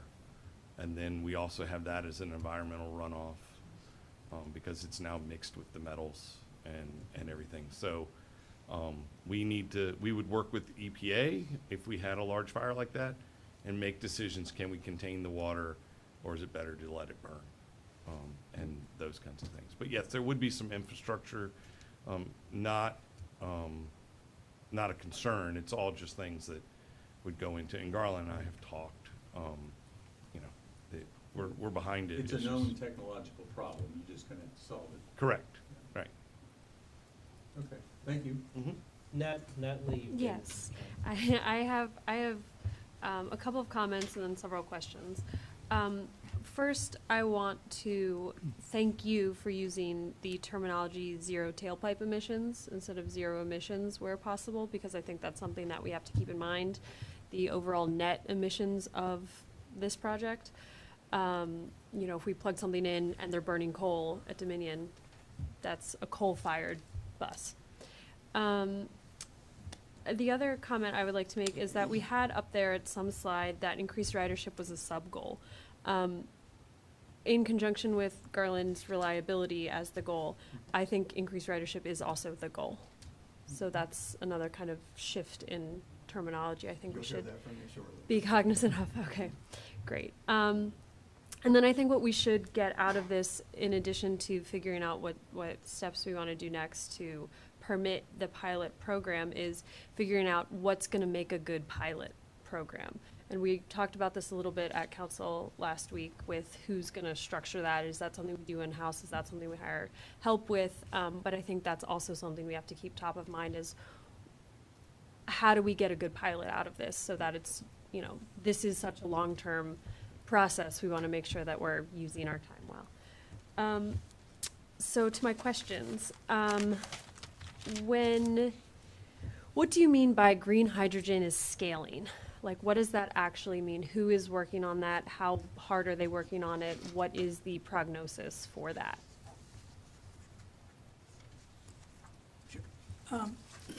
So you have the Department of Energy's investment in hydrogen hubs that were recently announced, I think, back in November. The two close ones are the kind of Appalachian one, and that one will be more focused on gray hydrogen. However, there's also a hydrogen hub that's centered more on New Jersey, Delaware, Maryland area, and that is projected to be more of a green hydrogen hub. So I think you're seeing investments from the federal side in that. And you're also seeing continued, investment in the development of the private hydrogen sector, companies like Plug Power creating their new hydrogen factory in Western New York. You're seeing more plans for those types of facilities. So it's just, I think when we say scaling, we're just talking about the market continuing to evolve and there being more options to deliver that green hydrogen. It's going from experimental to commercial. Yes. Do we have an idea of like millions of dollars spent on this? Billions. Yeah, huge investment. Right, do we have it, like, how much? Does anyone know? No, we can find that out, though. Okay, We can give you that. thanks, that'd be 2 good years to ago, have an idea. Jennifer Granholm came to UVA and, as part of an announcement of a Virginia research effort that was expected to be $200 million itself, and there were to be 10 of those nationally. So I don't know that it was a $2 billion commitment, but it was into the billions. Okay. Speaking of the coal burning of it all, you mentioned that Virginia is trying to be carbon-free by 2050. That's Dominion? Or that's the, I believe can you talk that's, more about that? I believe that's Dominion. Well, no, that's actually Oh, it is. the Virginia Clean Economy Act. So a piece of legislation that was passed by the General Assembly in 2022 is the Virginia Clean Economy Act, and it commits Virginia on this trajectory of having 100% electricity from carbon-neutral sources. And that's on the backside of this Is it? sheet that you gave us. Yeah. And yeah, Dominion made a commitment to be 100% renewables by 2045. So there's a parallel commitment both by the utility and by the Commonwealth. Which means basically anything off the grid is our best bet for reducing emissions. And exponentially over time. So that takes care of the potential coal-fueled buses of it all. Yes, and they transition. Okay, great. That's good news. So extending service into the county means we bill the county for those miles, right? That's correct. So what other funding do we get from the county for this, for our operations? They pay for their portion of the operations. I mean, if they pay for On a per just mile the basis. miles, that's not any part of the fixed cost of the operation, that's just They don't pay for fixed costs. Right, They don't so- pay for capital. So they just pay for the miles. Correct. that are in Hopefully, there. with RTA, they would. That would be my hope. If we get to an RTA, we would rework those costs, which is why the RTA is so important, I think, to make any of this work. And that's the Regional Transit Authority. Authority, yeah. Okay. And then a question that I was gonna piggyback off of something that Lourdes was talking about earlier with the technology pricing. You mentioned the bankruptcy of Proterra, but there's other companies out there. In all other technology, we've seen pricing go down over time. Computers used to be $6,000, and now you can get a decent PowerBook for $200. Are we just too early in the technology development for this, or why would this kind of be a different trajectory? I'm gonna take this one because what I have seen, and I'm gonna speak to my experiences, previous system where I was at Greater Richmond Transit Company. When they transitioned to CNG, compressed natural gas, which they're 98% compressed natural gas model. They talked about, over time, the costs for the CNG vehicles was going to go down. That has never happened. In actuality, it's gone up. In over how many years? They've been running for 15, almost 20 years now. Mhm. And it's only going up because you have a fixed number of transit agencies who are buying these vehicles. And because there are limited people in buying these vehicles, it's not in the manufacturer's best interest to drive the prices down. If you're paying for it now, you're going to pay for it in the future. And that's what I have seen. I may be wrong that the cost for a battery may come down, but I doubt it. So the cost of $1 million is what we're going to be paying in the future. So it sounds like it's monopolistic almost? Yes, very much so. At least oligopolistic. Yeah. Because it is true, the cost of the battery technology itself has gone down and is improving, but I guess because of the industry, that we won't see that translated. Yeah. No, they're going to make bigger profits. One quick follow-up. How much do we get from the county per mile? So it's we don't really charge them per mile. It's a per hour cost. We're on an hourly basis with them, and I can actually give you. I actually have a sheet that we developed with them, and I can send that to you. Okay, that'd be It shows. It's a big sheet. It's a big sheet. It shows our cost allocation model. We use that to have a conversation with them on how we fund their model, how we fund our model, where all of the funding sources are. So it makes it really crystal clear on how we're using the money. Is there a quick and easy cost per mile or cost per hour so I don't have to decipher? No, it's not a hard.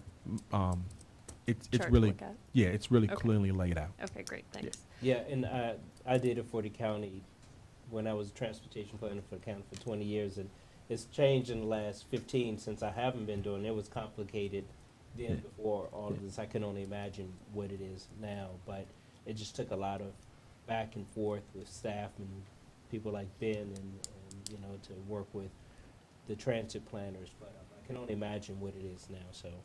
Okay. Do we have, or actually, I'll come back to that. Quick follow-up on the school bus lottery. Sorry to keep having you pop up and down. But what are our chances? I don't know. I don't know how many applications were put in. And we asked for a small number, again, to do a pilot. So I don't know. Okay, thanks. Well, my fingers are crossed. And then,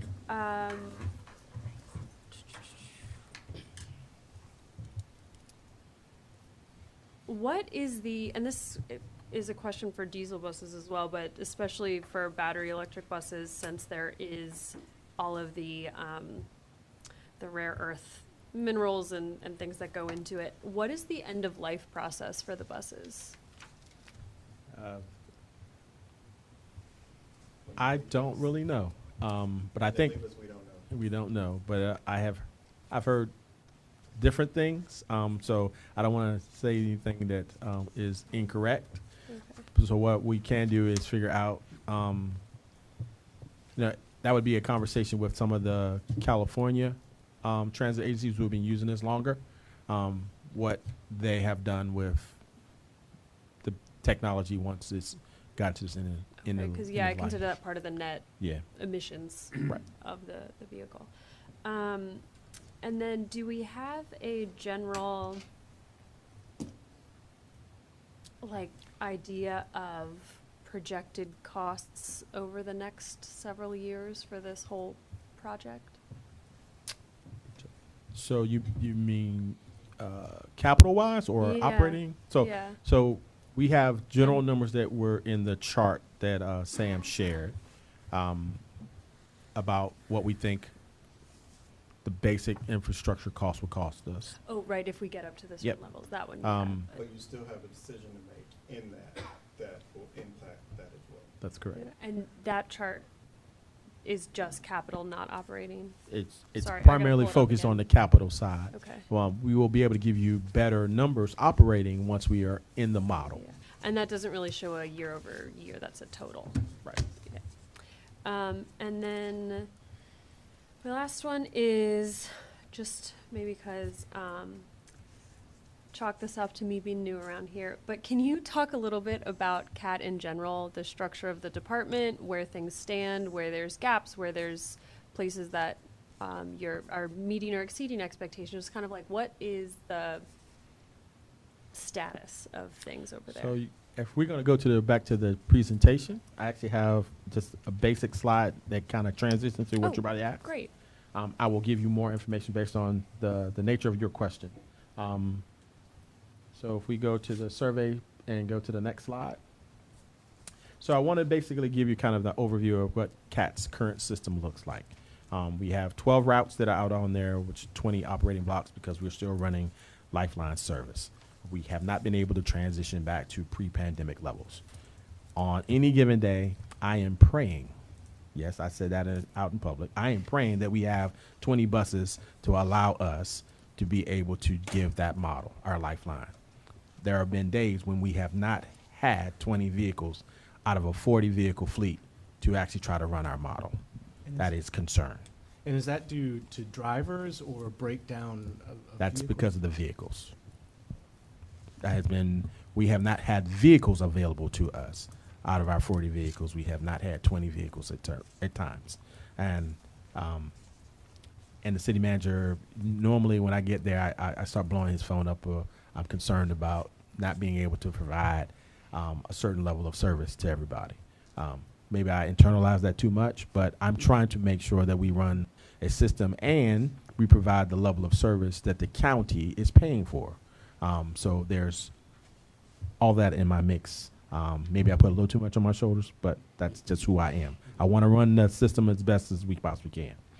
So we have 20 blocks. We're serving the urban ring of Albemarle County and Charlottesville. We're compact enough to be able to run a model where we should be able to run everything 30 minutes or less, frequencies on every single route. We are not there. The handout I gave you, if you look at the back sheet, that has the frequency model table on it one more time. We have routes that are in pink that have 70 minutes. That is horrible service. You can't even predict it on a clock as to when the bus is going to come. If you have 60-minute service, you know at the top of the hour, at least it's going to come once every top of the hour. You're losing 10 minutes every single time, so you have to figure out what time of day you are and where you are in the model. That is horrible. We're asking our folks to basically work with us and give them terrible service. So what we have done in this during the pandemic is we studied our system. We proposed a plan to try to correct it. We went for funding to make us fare free or zero fare. That is, and we can see the direct correlation between the zero fare and our ridership numbers starting to turn around, even though we have not been able to return our ridership model back to where it was pre-pandemic. We're on the uptick. I don't want to do anything to cause any concerns or harm. We still haven't been able to get the hours of service back to midnight. We're running from 6 a.m. to 10:30 p.m. right now. Next slide, please. One of the things that I wanted to make sure that we emphasize is we've heard a lot from the advocacy community about the battery technology and trying to do our pilots. But what I hear from the community is not just that, but also their concerns about how frequent our service is, how reliable our service is. We are not meeting either one of those. We should be concerned about that. You are also the board of directors for Charlottesville Area Transit, not just council. We have a group who depends on us to get them to work, to medical departments, to activity centers, to grocery stores. And for our service to be as infrequent as it is a concern to me. And I'm hoping it is a concern to you. I'm asking you to trust us in the process to allow us to become more reliable, but also figure out how we can become zero emissions over the next few years. The results of a survey that was done for our TSP shows that the top item that people ask us for is frequency. That's what they want. They're also saying the reason that they ride the bus is because they want to save money. So we can do that as a part, that is part of transit's role, to provide the backbone for each one of those. Next slide, please. They're also telling us why they are not riding the bus. It takes too long. Frequency takes care of that. It doesn't go where we want it to go. We've planned out how to make those changes. We just have not had enough vehicles or drivers to implement the changes. Give me the services, give me the resources. We can make either one of both of those things happen. Next slide, please. Our transit network plan that Ben talked about. There are results that we can predict about what those changes would do. We're going to increase accessibility by the changes that we've put in the optimization plan. We're going to increase the accessibility by 2%. That's a marked improvement from where we are today. On Saturday, about 5% increase and 10% change on Sunday by adding more service and more frequency. And if we go to 30 minutes or better, the overall population accessibility increases by 20%. That is huge. That gets a person to work faster, better, more frequent. They don't have to worry about driving their individual cars. And we're dependable, so people trust us to use the service in the first place. So minority population would get 16% by what we've scaled, the plans for making adjustments. And then the low income population, the 15% change. These are great improvements for areas that desperately need our services. And the next slide for me. So our next steps as we work through this, we're trying to finalize the alternative fuel study. We're going to begin the conceptual design phase of this, which is necessary for us to start implementation, and then complete the zero emission transition plan, which is the requirement. And then that allows us to start asking for the money to make the implementation changes to transition us to zero emissions.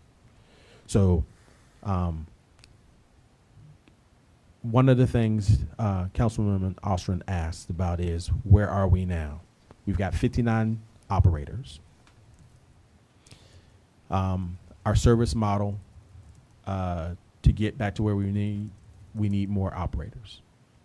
We're working on that, and I will say the city manager has been, when he was our assistant deputy for operations, was keen on making sure that we got back to being more reliable.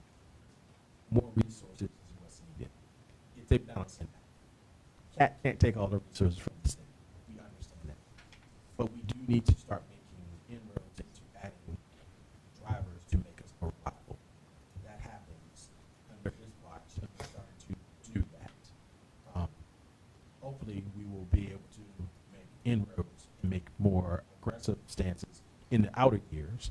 But, you know, none of this works, even putting the new shiny zero emission buses, if nobody's going to ride it, because the frequency is so terrible that nobody's going to use it. That's the piece that I guess I'm more concerned about. Yes, I want us to be zero emission. I want people to use the service.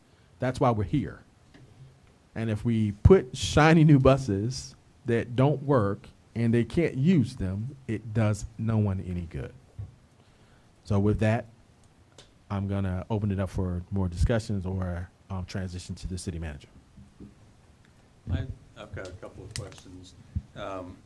One, it was pointed out to us during this evening, the conversation, that rare earth metals are not used in the batteries for electric vehicles.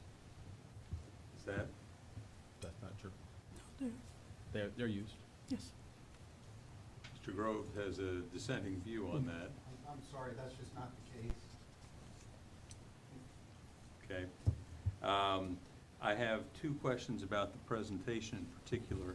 On page 17, we talk comparing battery-operated vehicles and fuel cell vehicles. There is an advantage given to fuel cell vehicles for reliability. What is the basis for that comparison?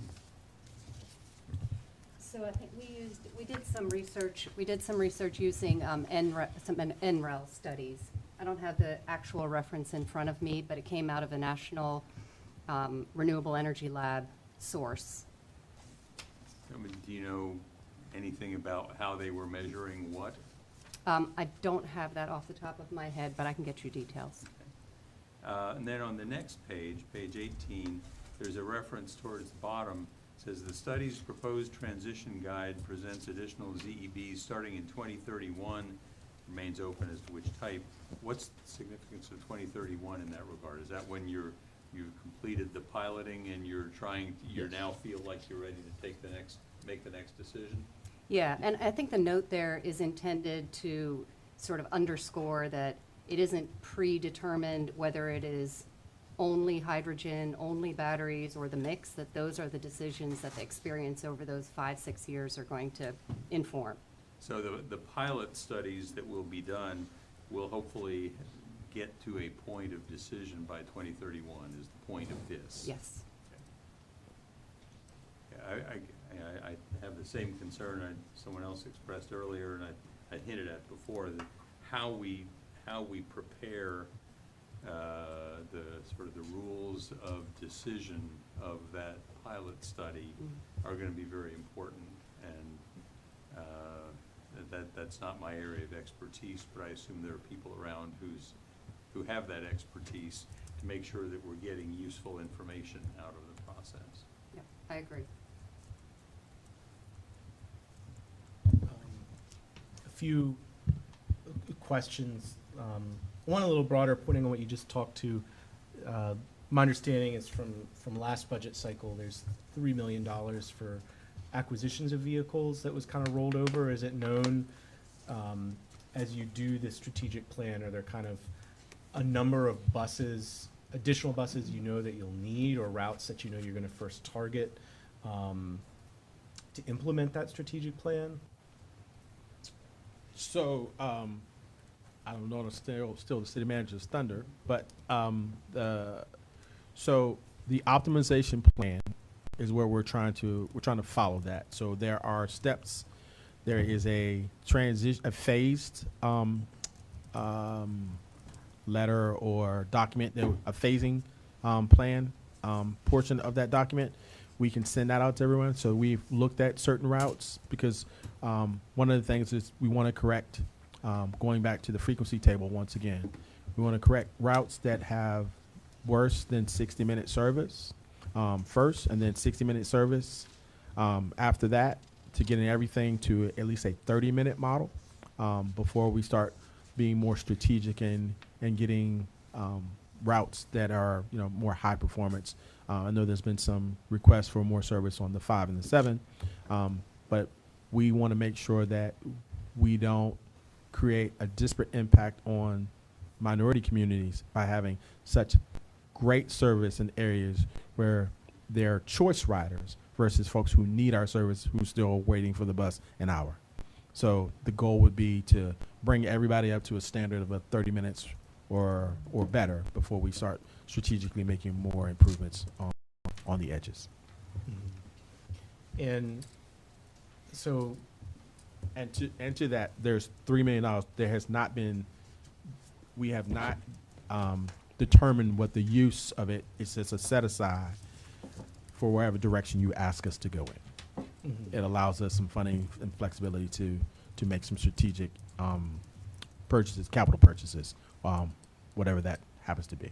Mm-hmm.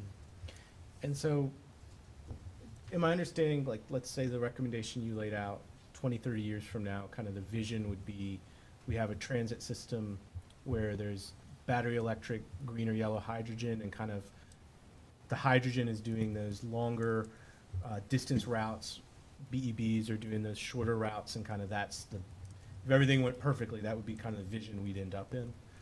Absolutely. Mm-hmm. I guess the big question. Can you say that one more time, though, for everybody? I think they heard, but so I guess the big question I have is the commitment is for green or yellow hydrogen, which I agree from an emissions perspective is absolutely the way to go, because being on the grid is what will actually reduce the emissions if the choice is hydrogen.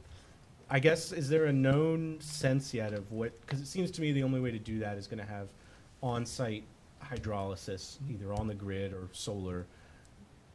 What realistically is that cost of that infrastructure, or how quickly could it actually be constructed and ready for deployment? And is there like federal funding opportunities to help fund that infrastructure investment? Because that's the big question I have, because it just seems like an enormously complex and expensive fixed infrastructure cost above and beyond charging infrastructure, whether it be overnight or en route. The same funding sources that we're using to go after the money for battery electric, it's the same funding sources we would use to go after for the hydrogen fuel cell buses. The federal government doesn't differentiate. It's alternative fuel vehicles. It's one of the acceptable sources. So we'd be able to go after competitive grants and also a part of our normal allocation.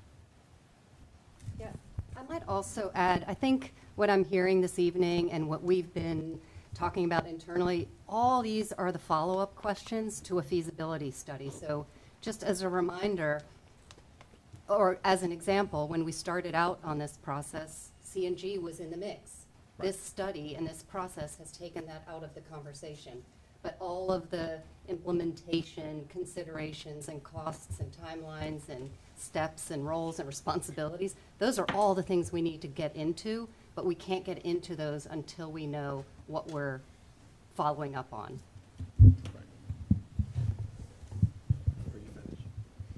I have a few other things, but you can go. It'd be helpful for me to know what y'all need from us. I'll tell you that. I've got a question before we get to that, though. Go ahead. If you still have some follow-ups, though, keep going. Yeah. Yeah, I mean, I guess the big question I have is how it will play out in practice, kind of what funding sources we would pursue to do that on-site hydrolysis. What's the cost of that? What are we going after? What's the likelihood that we do or don't get it? And if we don't get it by 2029 or 2028, when those hydrogen buses would be here for us to use, how do we pivot then? Because the big question I guess I have is, what if any missed opportunities are there? So even if I accept and agree that, you know, we want a fleet that's multiple types, especially for those longer routes, there's still like 30% or so of vehicles that could do the shorter routes with BEVs where that's not an issue. And are we missing an opportunity for 20 to 30% of the fleet to more aggressively go BEV, even while accepting, you know, we're going to want not just BEVs, you know, longer term? I don't know if that makes sense, but that's kind of my big concern. Yeah, so all of your questions are warranted. What I'm asking us to consider at this point is, as we go through the pilot, we'll be able to answer a lot of the questions that we know and the questions that we don't know. Every transit system that I've talked to started out with a pilot to figure out what their mix is, how they're going to be able to use them. So the concern would be if we aggressively buy too many and we don't know how to make it work, we have wasted money, time, and energy, and we haven't become any more reliable. So the pilot, the smaller pilot is functional for us. It allows us to test the waters and say, hey, we are very confident that 30% or 40% of our routes, no matter how we slice them, would be able to use battery electric, right? Or then we have to come and say, yeah, we could use them on the other routes, but it's going to take 2 vehicles. So we would be able to tell you if we went the total battery electric, what would that model look like, and how many more vehicles would we have to purchase? That all gets washed out as a part of the pilot. That same model happens with the hydrogen, where we are seeing transitions of fleets, especially on the West Coast, where they were committed to doing 100% battery electric. They are switching a portion of their fleet to the hydrogen model because there are range concerns. They don't want to have to buy 2 for 1 or 1.3 for 1, right? And then there's also an operations concern about having an additional vehicle, an additional person to make the switch out, or staging vehicles, having them unmanned out in the, on your route somewhere. Those are all operational things that me and my team have to figure out. That's what you pay me to do. I just need the direction to tell me where you want us to go. I have the team. We've assembled the team. We're going to bring more on. Part of that contract is we're going to continue to work with the Office of Sustainability. We're going to continue to work with Neighborhood Development Services. We're going to bring in the fire department. We're going to bring in multiple departments that haven't been really engaged at this point in time. But that's all as a part of the transition plan. We just need direction to get there. What specific direction are you looking for? I don't want to, you have Yeah. a question I got before. it. Mine is a Go ahead. I'll specific get question before we get into that, if you don't mind. But kind of back to my original question about talking a little bit more about the internal operations of CAT. If we have, 20-ish buses on a good day, and there's some buses, there's a couple of layers to this question, and there's some buses that have been operational but don't work. Right. Are there buses we have that we've never activated that are sitting there waiting to get used? So, you've heard about, we've got, we just purchased 6 new vehicles that are on site. The holdup has not been wrapping them. The holdup has been radios and the GPS technology is required, so that so anybody looking on the app would know the bus is coming, one, and we'd be able to have track of the bus. Part of that has been taken care of. The radios was the second piece. As a part of what is it called? The surplus, you just authorized us to purchase with city money, the radio. I do remember that. So now we are in conversations right now about getting Motorola to come on site to install the radios. We put the request in. We're at their whim about when they're going to get it done, but we're in the queue to get the radios installed. Once that happens, I'm not worried about having the CAT logo on the side. We're going to put some placards on the side of it that say CAT, and we're going to put them out on the road so it's more reliable. Yeah. I'll put Magic Marker if you want me to. Get some murals I just need the going bus on. running. Okay. So that So, is and going to we happen. already have the GPS now, we're waiting on the radios? Yes. Okay, cool. And just TBD on timeline. And then, can you talk a little bit more about if we have, again, 20 or so buses on any given day operating, and we have 59 operators, I'm assuming there's 2 shifts? Yeah, so the number of operators is a product of how many vehicles we have out on the road at a time. So because our span of service is about 17, 18 hours, one operator can't operate that the whole time. So we divide that into 2 blocks, one in the AM and 1 PM. So for math purposes, so we can keep it quick and everybody will hopefully understand, is that if I got 30 vehicles out in the morning, that's the same 30 vehicles out in the afternoon. That's 60 drivers. That's 30 in the morning, 30 in the afternoon. That's 60 for 5 days. We still haven't done anything for Saturday, and we still haven't done anything for Sunday. Depending on the amount of buses we put out on our Saturday schedule, Saturday schedule or Sunday schedule, you would have that same model, the number of drivers required in the AM and the PM. So as you look at that, we do all that we can in our scheduling, how we put the pieces of work together to mitigate the number of drivers that we require. There are 10-hour runs, 9-hour runs, 8-hour runs to try to make sure we keep our required number of drivers down to a minimum. But that's just the required, Right, the baseline. the baseline. We still haven't allowed for anybody to take off, Yeah. anybody getting sick, anybody getting pulled for a random drug test, anybody who needs to have required trainings. That's all not factored into the number of drivers we need. what's kind of the goal number To get our, with the either both current yeah. operations and then once we get those 58 buses going, what's the ideal Yeah, number of 58, operators? 58 buses, that's a whole different, the 58 buses is 112 drivers. Okay. Is the minimum number we would need. To How many you get have now? we have authorization for 59. And we How many are vacancies? aggressively, we have 9 vacancies right now. 3 are in the queue. And we believe, the collective bargaining, if that goes through, it should help address that. Def- He says will, I say could.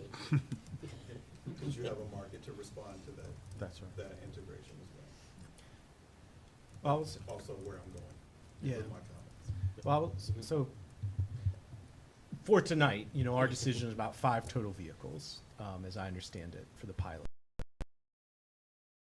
4. Yeah. 4. Where'd you get 5 from? Is this one? Maybe I misremembered. I thought a presentation, there were 2 battery electric, 3 hydrogen. I thought as it the was 2 and 2. recommendation. It said Oh, 3. 3 You're right. FTE. I'm sorry. Oh, is We can that do 2 new? and 2. If you want us to do 2 and 2, we can do 2 and 2. I didn't No, need authorization to do the pilots. Well, I was thinking 5, but total. Yeah. But 5 regardless, I mean, our decision is about 4 or 5 buses tonight. Yes. The biggest outstanding question I have is, it sounds like from what you said, there is not yet, for once this pilot begins, definitions of what measurements we'll use, what success would look like for either fuel type. Get hydrogen.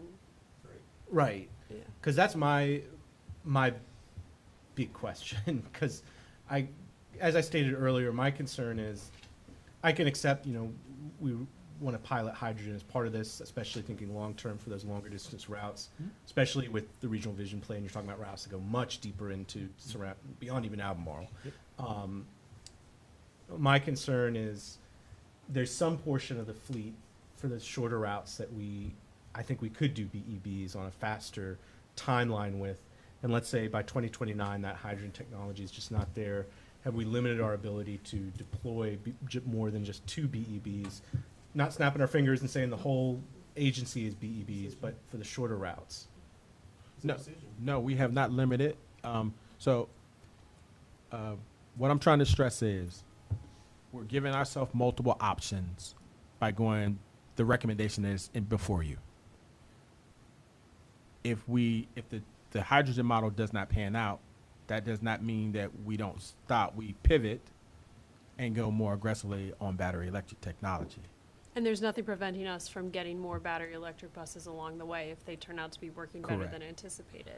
It's just the only thing that's preventing us from getting more is our replacement schedule.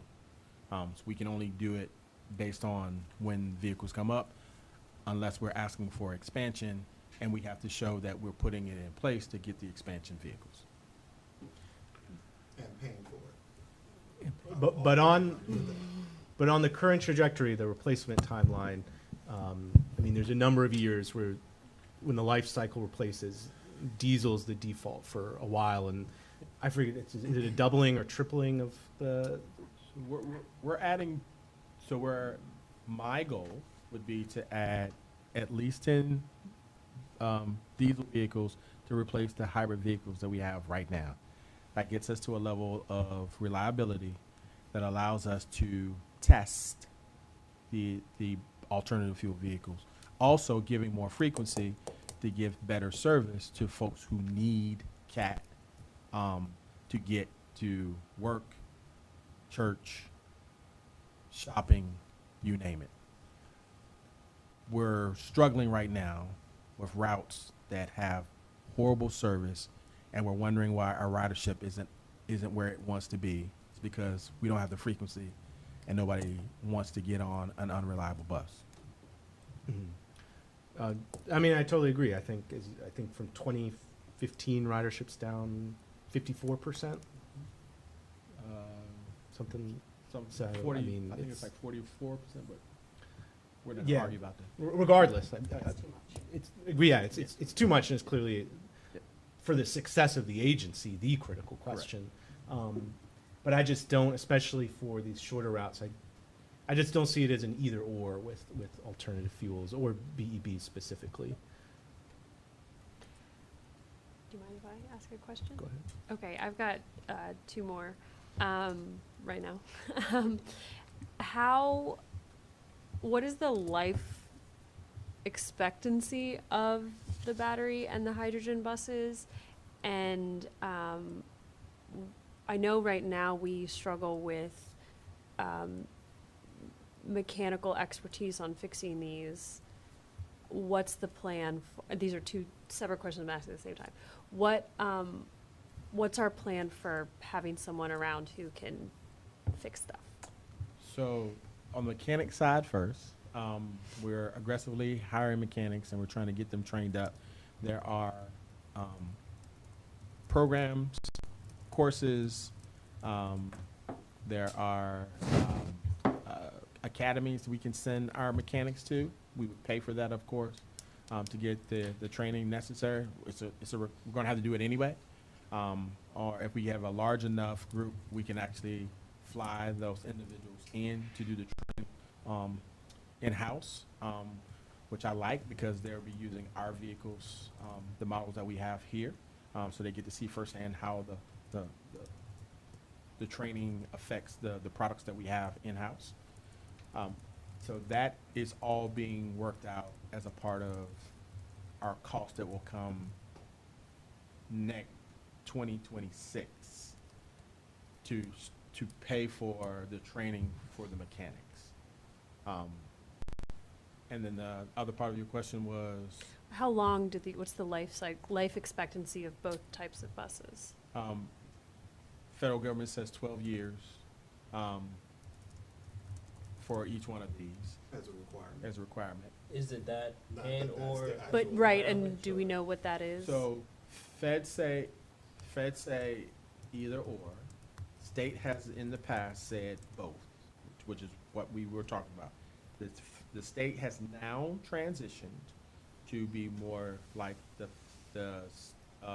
federal government, and they've removed the both and said, because transit agencies are struggling with some of the technologies, and they're saying as long as you can run out the clock for 12 years, they'll allow us to replace it. And that doesn't mean that the bus will stop running, that just means Right, it can be and pulled out of do we have an service. idea if the buses last longer than 12 years?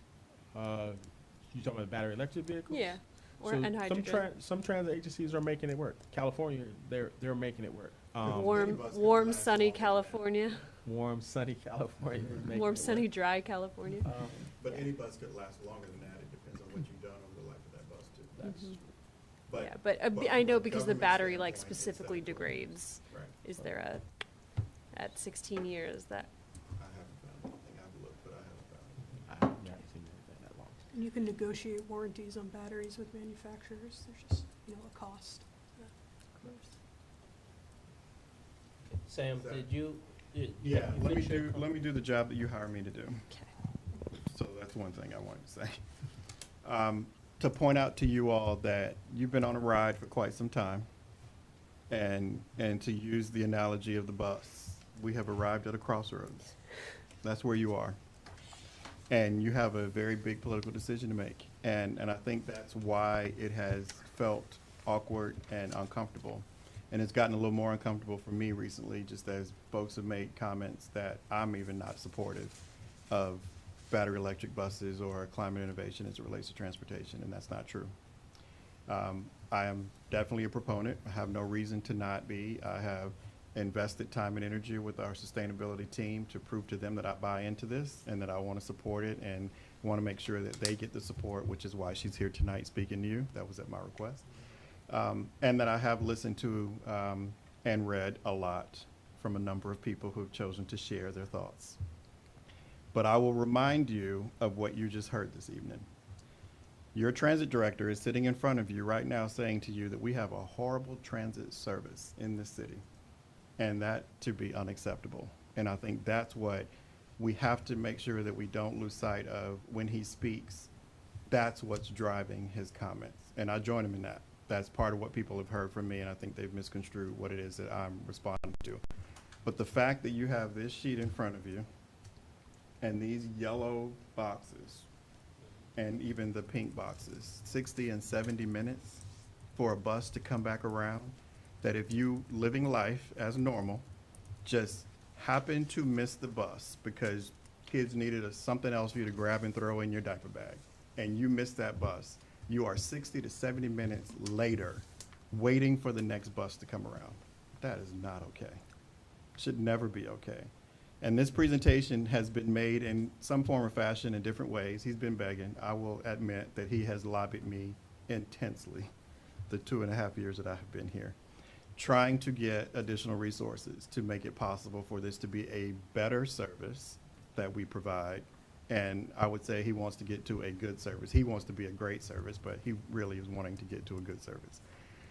It is hard to innovate when you're falling apart. And I think that's the other part that makes it difficult for us to actually deliver what I think the larger community was hoping to hear. And that would be a more aggressive approach to doing this. But my vocabulary never really lands with people. You hate my word discipline. This is a disciplined approach. I also, next week, will be giving you sobering news about a budget. We got to pay for all this stuff, and we've got to figure out how to do it. And yes, there are federal grants available, but we also have to get them. So there's still a risk that we won't get them just because we want them. And we have to be able to pay for anything else that we still want to do when that grant doesn't come through, which is why it was important for you to hear when he said that we have a bus replacement schedule. That is today our limitation for buses. But if we want to expand, we can make that decision. You have the right to make that decision. We have to pay for that. If we can't get the grant that we need, we have to find the money somewhere else. And I've already told you how hard that has been for me in the past few months to figure out. So again, I think where we are right now to try to wrap this up for the question that is in front of you tonight so that you can make a decision and we can all go home and sleep tonight. Are you interested in hydrogen being a part of this scenario or not? I think is one of the big questions that we are posing to you this evening. Are you interested in leaving it in the mix for consideration or not? If you are adamantly opposed to it, it would help to know that the majority of you feel that way, and we will move along. I'll come back. So that's one question. Then we would have to give you an alternative, because I still don't think that means what some people would think that it means. So I'm saying this for the public's benefit as well. If hydrogen is removed from the pilot and you just simply test battery electric, you still have a decision to make. Which bus do you want? There's more than one. They all have different aspects of what we would use to evaluate. So I would say to you, and what I've already said to him that he did not like, was that we have to pilot more than one electric bus if it's exclusively electric. So it's still going to take some time to do that so that we can run that bus and evaluate its performance in our network. And then we need to run a different bus in our network. So then we are doing a comparison, and that's our market study that we need to do to determine if this is the right decision, because we're then fully embracing another question that I feel like we have in front of us. And then there's a third question that I would say to you is, are you ready to invest heavily in transit? Are you ready to invest in transit? Because we have not. We have not done that in a big way. When I started this budget cycle, I told you all that my top 3 items for the budget this year was going to be collective bargaining, comp and class, and transportation. Transportation was supplanted by schools. That's the reality. So in order for us to deliver on what is an aggressive request that has been made, that you all have considered, we have to make a different decision as well as to how we're going to pay for this. Because even though we're paying shares of, the shares add up as you start adding more and more buses. And if we have to add more battery electric buses than diesel buses, we still have to pay $300,000 or more times however many more buses that is. And we still need bodies to drive them. So that's going to cost. He has begged for more drivers. It was more important for us to get the current drivers paid well, which I'm about to deliver for you, and then we actually can start to do that. But it comes at a huge cost just to get that done. So, not opposed, not anti anything. I hope no one misconstrues and the article says I said something that I didn't say. That's not what this is about. I am just providing the facts for where they are and reminding you of really what the question is. Are you prepared to support hydrogen or not? And if you're not, are you willing to allow that pilot to then be more than one electric brand so that we can really test that? Okay. So I like to go around and get input, but I like to make sure all the questions are answered. So we probably won't, sounds like you probably could go. I've got a brief one, I promise. So I thought what we were saying earlier was we can decide now to include both battery electric and hydrogen, and then in a couple years before we actually place the order for hydrogen, we can say, maybe we're not that into hydrogen and we don't have to do it, but by voting now, we have the opportunity to include it at a later date. But if we get to that point in a couple of years when we're like, you know what, we're not interested in hydrogen, is that when you would want us to get a different type of battery electric bus? Because we're not gonna know before then whether or not we're into hydrogen. That's fair, if you were to say that. Yeah. I think ultimately what my point is that if hydrogen is in the mix, we have work to do. So are we gonna do it now, or are we gonna wait? I don't wanna wait. I need them working hydrogen, doing research and trying to figure out scenarios for how this could even be possible, so that they can keep you informed along that way. And you might make a different decision once you see that. Mhm. So you finish? Yes, thank you. Like, any other questions for now before we kind of go around and get a sense of where we are with the direction that we can give staff? Lord, I'll start with you. So,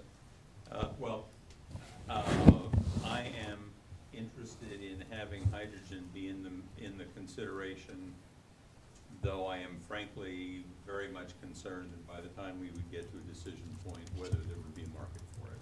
Right. But recognizing that we're not making a commitment to forge into an area where there's no market yet, I'm willing to do that. Your second question was, am I willing to say we're gonna have to put some serious money into it? And the answer is yes.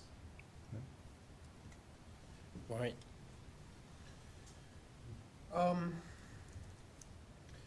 Yeah, I mean, I'm having to fall back on the fact that this is a pilot study, and, you know, I think sort of what I was initially is, you know, darn the torpedoes, full speed ahead, how would I design this? And that's not really what you're asking, and so, I'm willing to go along with, part of it, frankly, Garland, is that I respect you, and I've heard the fact that you've spoken to your colleagues, and you clearly have an opinion about this, and I respect that. So, yes, I'll go along with a pilot study. I will be very interested in the way it's formulated. It is absolutely essential, though, that we figure out the sourcing of hydrogen. If it's not chartreuse or whatever, then it's not acceptable. So hopefully that, but I get the points that Michael has made and you've made about range, and it doesn't look like battery buses are gonna get there anytime soon, so, yes. So, Brian is yes with the test for both, and yes with dedicating resources at Yeah, I'd be interested to know what those numbers are, but. next Thursday? Tuesday, you'll get a perspective on it, but. Oh, yeah, that's right, yeah. I know we have But I mean, to be fair, the serious resources may end up having to be part of a transit authority. Right. It may not Easily. necessarily be coming out of this budget. Okay. Sure. Yeah. Michael?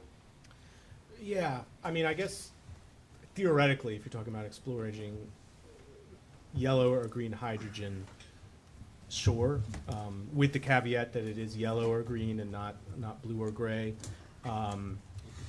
But For a colorless gas. Yeah. but I will still say, I mean, if the default of that is that there's four total buses, and between now and 2029, we're limiting our replacement of diesel with BEB to only 2, I'm not in support of that because I do think we can more aggressively on the shorter routes replace diesel with BEB before we've fully assessed whether there's even a market for hydrogen here. So that's where I'm at. In terms of investing the resources, in theory, yes, but we need to know the dollar amount and figure out how we slot it into the budget, and we need to start putting in our legislative agenda for the General Assembly to allow us to do some sort of tax that goes directly to a regional transit authority and begin that lobbying probably right now, so. So you support the pilot? You would like to see maybe More. a little bit more, if we can get a little bit more battery electric, that's, you would be supportive of that, but you supportive of the pilot? Sort of, but maybe I'm misunderstanding it, but not knowing how we assess and define how the pilot plays out over time, I'm uncomfortable with where it's at right now, because as I understand it, it seems like it is limiting our ability to deploy BEBs faster, but maybe I'm misunderstanding something. We will bring that back to you. And I can assure you also that the gray and, what are the choices? Gray and what? Blue. Won't be. No, the two bottom. Gray and blue. Gray and blue. Green and yellow. We're not interested. I can make that decision for you right now. Yeah. Not gonna bring that to you. Great. Yes. I am generally in support of the plan, mostly because it does increase the number of buses, which ultimately addresses the actual problem, which is there's too many single occupancy vehicles on the road. And we need to do what we can to provide an opportunity for people to make the choice to get somewhere faster and reliably in a communal way. So that's a bus, that's bike lanes, that's sidewalks, that's all the things we want to invest in to make better transit and transportation decisions in Charlottesville, which is a manageably small-sized city to get around in if we build the environment so it's pleasant and capable for people to do that. I definitely have concerns about reliability, about the net pollution, and making sure that we're conscious of that throughout the whole process. The costs, for sure, you know, we can get 2 times the number of diesel buses for the cost of a battery electric bus, and if reliability is our goal and increased ridership and getting people out of cars for a net pollution benefit, then, you know, that, of course, is something to weigh into the process. I'm concerned about the weight of the vehicles and how tire dust is much more hazardous than tailpipe emissions in a lot of ways, and how that hasn't really been discussed much. And then also, of course, the weight is more damaging to our roads, which then means we have maintenance costs that go up as well. So there's increased costs across the board. All that being said, because this does increase the number of buses, because it does set a pilot program in process for reducing tailpipe emissions, I am in favor of it. I am not that interested in hydrogen, but I can appreciate leaving that door open. And that if we decide not to do it later, we will at least have done the research to make a valid, educated decision on that front. I think the most important thing we can do is have a really good pilot program. Whether or not we're able to develop that internally or we need help, I think that's a key thing that we need to keep in mind too. And I have just one final question. So maybe I've misunderstand what I've read, but I think to get to a net emissions reduction with the amount of diesel under the scenario we saw here earlier, ridership would need to go to like 3 to 4 million. We're at 1.1 million. Would it make sense for us to define a ridership goal, what that number is, and just have that kind of guide our decision making? What does it look like to get there? Because purely from the question of emissions reduction, we know there's some certain ridership level with the increase of diesel we'd need to hit that we're not close to right now. So I don't know if that makes sense in terms of planning or anything, but. And in conjunction with that, I'm also happy to do what other kind of infrastructure improvements we need to make it easier to ride and use the bus, dedicated bike lanes, clearing out some parking spots to make those spaces available, whatever we need for that, I'm in favor of. So Garland, if you could get that response to them. I want to kind of make sure we kind of close the loop. And I just want to state that I'm in support of the pilot. I'm also in support of the resources. I'm still not 100% clear on how this new technology will improve reliability. It reminds me of when I was on the school board and there was a big movement to improve the lunches and make it more healthy. And we did that and we implemented it in the schools, but all the kids threw most of the lunch away. And so we had the healthiest trash cans in the state of Virginia. And so I don't want to have the cleanest buses but no one is on it because we don't have the resources, again, to implement it and do other things that we need to do. We just need to look at the whole thing, because, and I'm backing off on this some, but not totally, that we double our diesel buses and we're able to get a whole lot more vehicles off the road because we're able to improve our reliability, then and the cost, then I think that we may not be net zero, but we may be able to have an impact on that. I'm not saying doing that, The but citywide impact. yes, I want the pilot. If we could transition, to the gas, the battery electric, that would be great, with the hydrogen, maybe combination, but I'm in support of it. But hopefully moving forward, we see how this is going to improve reliability, because that is the ultimate goal, is to get people to use it, regardless of the technology. So, any other questions? What else do you need from us? That's it. That's what I need. Real quick, I Yeah. also like the idea of Michael's ridership goal, because that also goes towards the funding that we can get from And knowing on high. if the pilot is successful, So one thing I would like to also do is I want to thank our friends from Kimley Horn who've taken a slight beating from this community in the work that you've done, because you just did the job that we asked you to do. So we do appreciate that and recognize that you weren't making a decision, even though you were accused of making a decision. You were doing what we asked you to do. So thank you. Thank you. As a practical matter, future years, we decide the deployment of diesel, replacement with diesel, we wanted to do change that with BEBs at a faster pace. Practically, is that decision point every single year what we vote on to include in the budget? And really, even tonight, the practical decision point will be what we decide to include in the FY25 budget? Sure, because you can make that decision on, if we tell you that we can't do it through replacement, but expansion at a higher cost, if you're willing to foot the bill, you can do that. But that would be your choice. There's a possibility that that could be something that we would encounter over the next few years if we were to try to accelerate replacement. Yes, but when we do the expansion model, we also we have to show everyone, state and feds, that we're using the resources for the expansion. We just can't buy them, have them sitting. They gotta be used. They gotta be used, so the model has to grow. And that is part of the request, right? To get more frequent, you're gonna have to put more vehicles on the street. And it's not about just buses. We would have to have drivers for those buses too. I'm so sorry, I have one more question. And this might be more a Kimley Horn question. It's kind of basic back to the fundamental organization of the pilot program and the recommendations.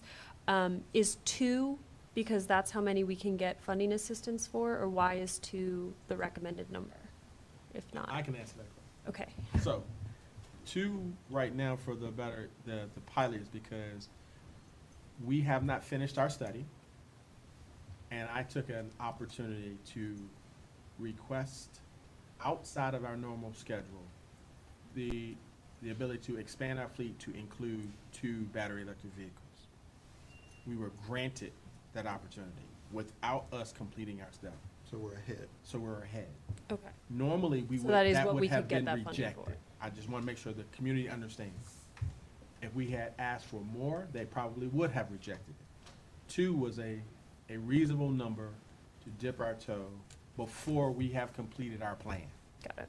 And I wanted to get that into our fleet model as soon as we possibly could. That's why we asked for 2. And to give me this money. That too. Okay, thank you. I wasn't sure where that number come from. Something. That was the request. Any other questions or comments? Now, I want to say publicly, thank you for the direction. It does not, we're going to take this, and now we have direction to actually move towards completing our TSB, and we have direction to allow us to get more concrete costs and actually complete the transition plan, which is a requirement. So thank you. Thank you. This is not a public, okay. Is there anyone from the public? Detained?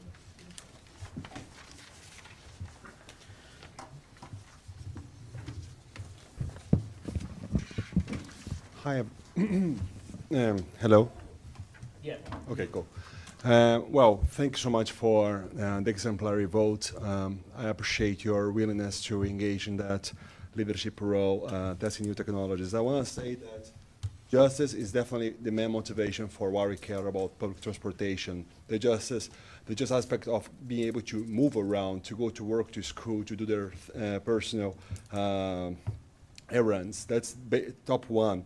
But I think that's very important when we see public transportation in alignment with environmental and climate benefits, because then we just increase the reasons to care about that and to fund that, and then increase the line of people in support of it. So I really think that having that in mind is super important, and I appreciate your vote today.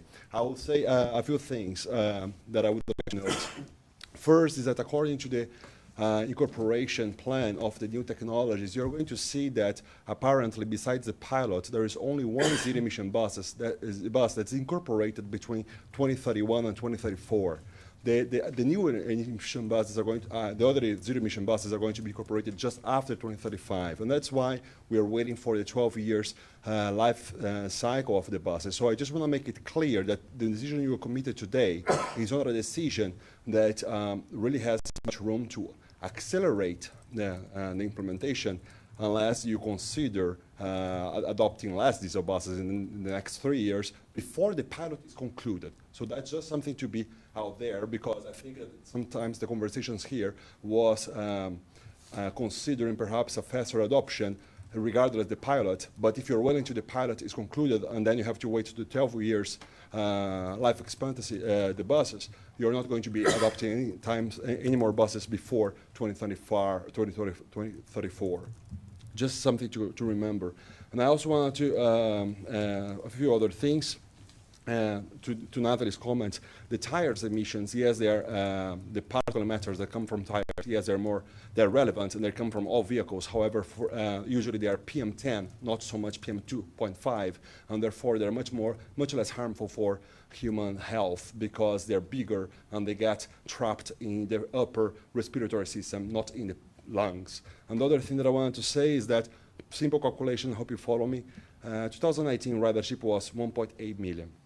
Assuming that an average trip in CATS buses is about 30 minutes or less, especially considering that the free trolley, which is the shortest loop, accounts for about a third of the riders, 1.8 million for 100,000 revenue hours, it's about 18 passengers per hour. But they're only inside the bus for 30 minutes, so it's about 9 passengers on each bus at each particular time. That's barely break even with the emissions of a personal vehicle. So yes, moving to the cleaner solutions is necessary if we ever want to reduce emissions from the community. Thank you. Thank you. Susan.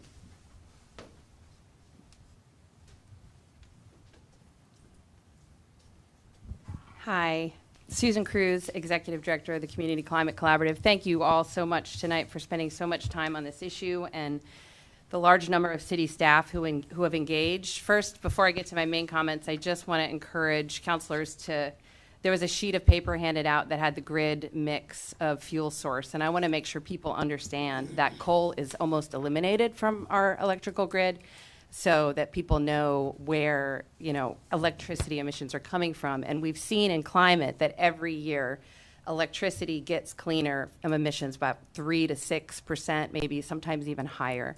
And every year, the Energy Information Administration updates that number. So just want to set the record straight there. In 2019, the city of Charlottesville committed to a goal to reduce greenhouse gas emissions by 45% by 2030 and reach carbon neutrality by 2050. This is not an easy task. Reaching this commitment will require difficult decisions along the way, like the ones you've made this evening, especially where climate decisions intersect with other community needs. Since C3 was founded 6 years ago, we have yet to see a standalone climate decision, because climate issues are community issues and community issues are climate issues. The best climate solutions are created with consideration for the people who will be impacted by them. CAT's recommendation for alternative fuels strikes this balance, is an important balance. We can't ignore transit as a key driver in enabling community mobility and access to jobs, services, and recreation. Reaching carbon neutrality will require an effective transit system that encourages people to leave their cars behind sooner rather than later. CAT proposes to address this by expanding its fleet now and increasing frequency and service hours. While these buses will not be zero emission, an effective and sustainable transportation to zero emission buses will require infrastructure to charge and house the buses and training for drivers and service staff, which you've all heard about tonight. It is important to be thoughtful and diligent in the implementation of climate solutions to ensure we can get everyone both literally and figuratively on board the bus to a zero emission future. Achieving a carbon neutral Charlottesville is not easy, but it is both people and planet. C3 applauds CAT for leading the way. Tonight, you have heard from CAT, the Office of Sustainability, and the Department of Neighborhood Services. These dedicated city staff members have worked to create a collaborative recommendation. They have earned C3's support, and I'm glad to hear that they've earned yours as well. Thank you. Thank you. Are there, one in the back, please?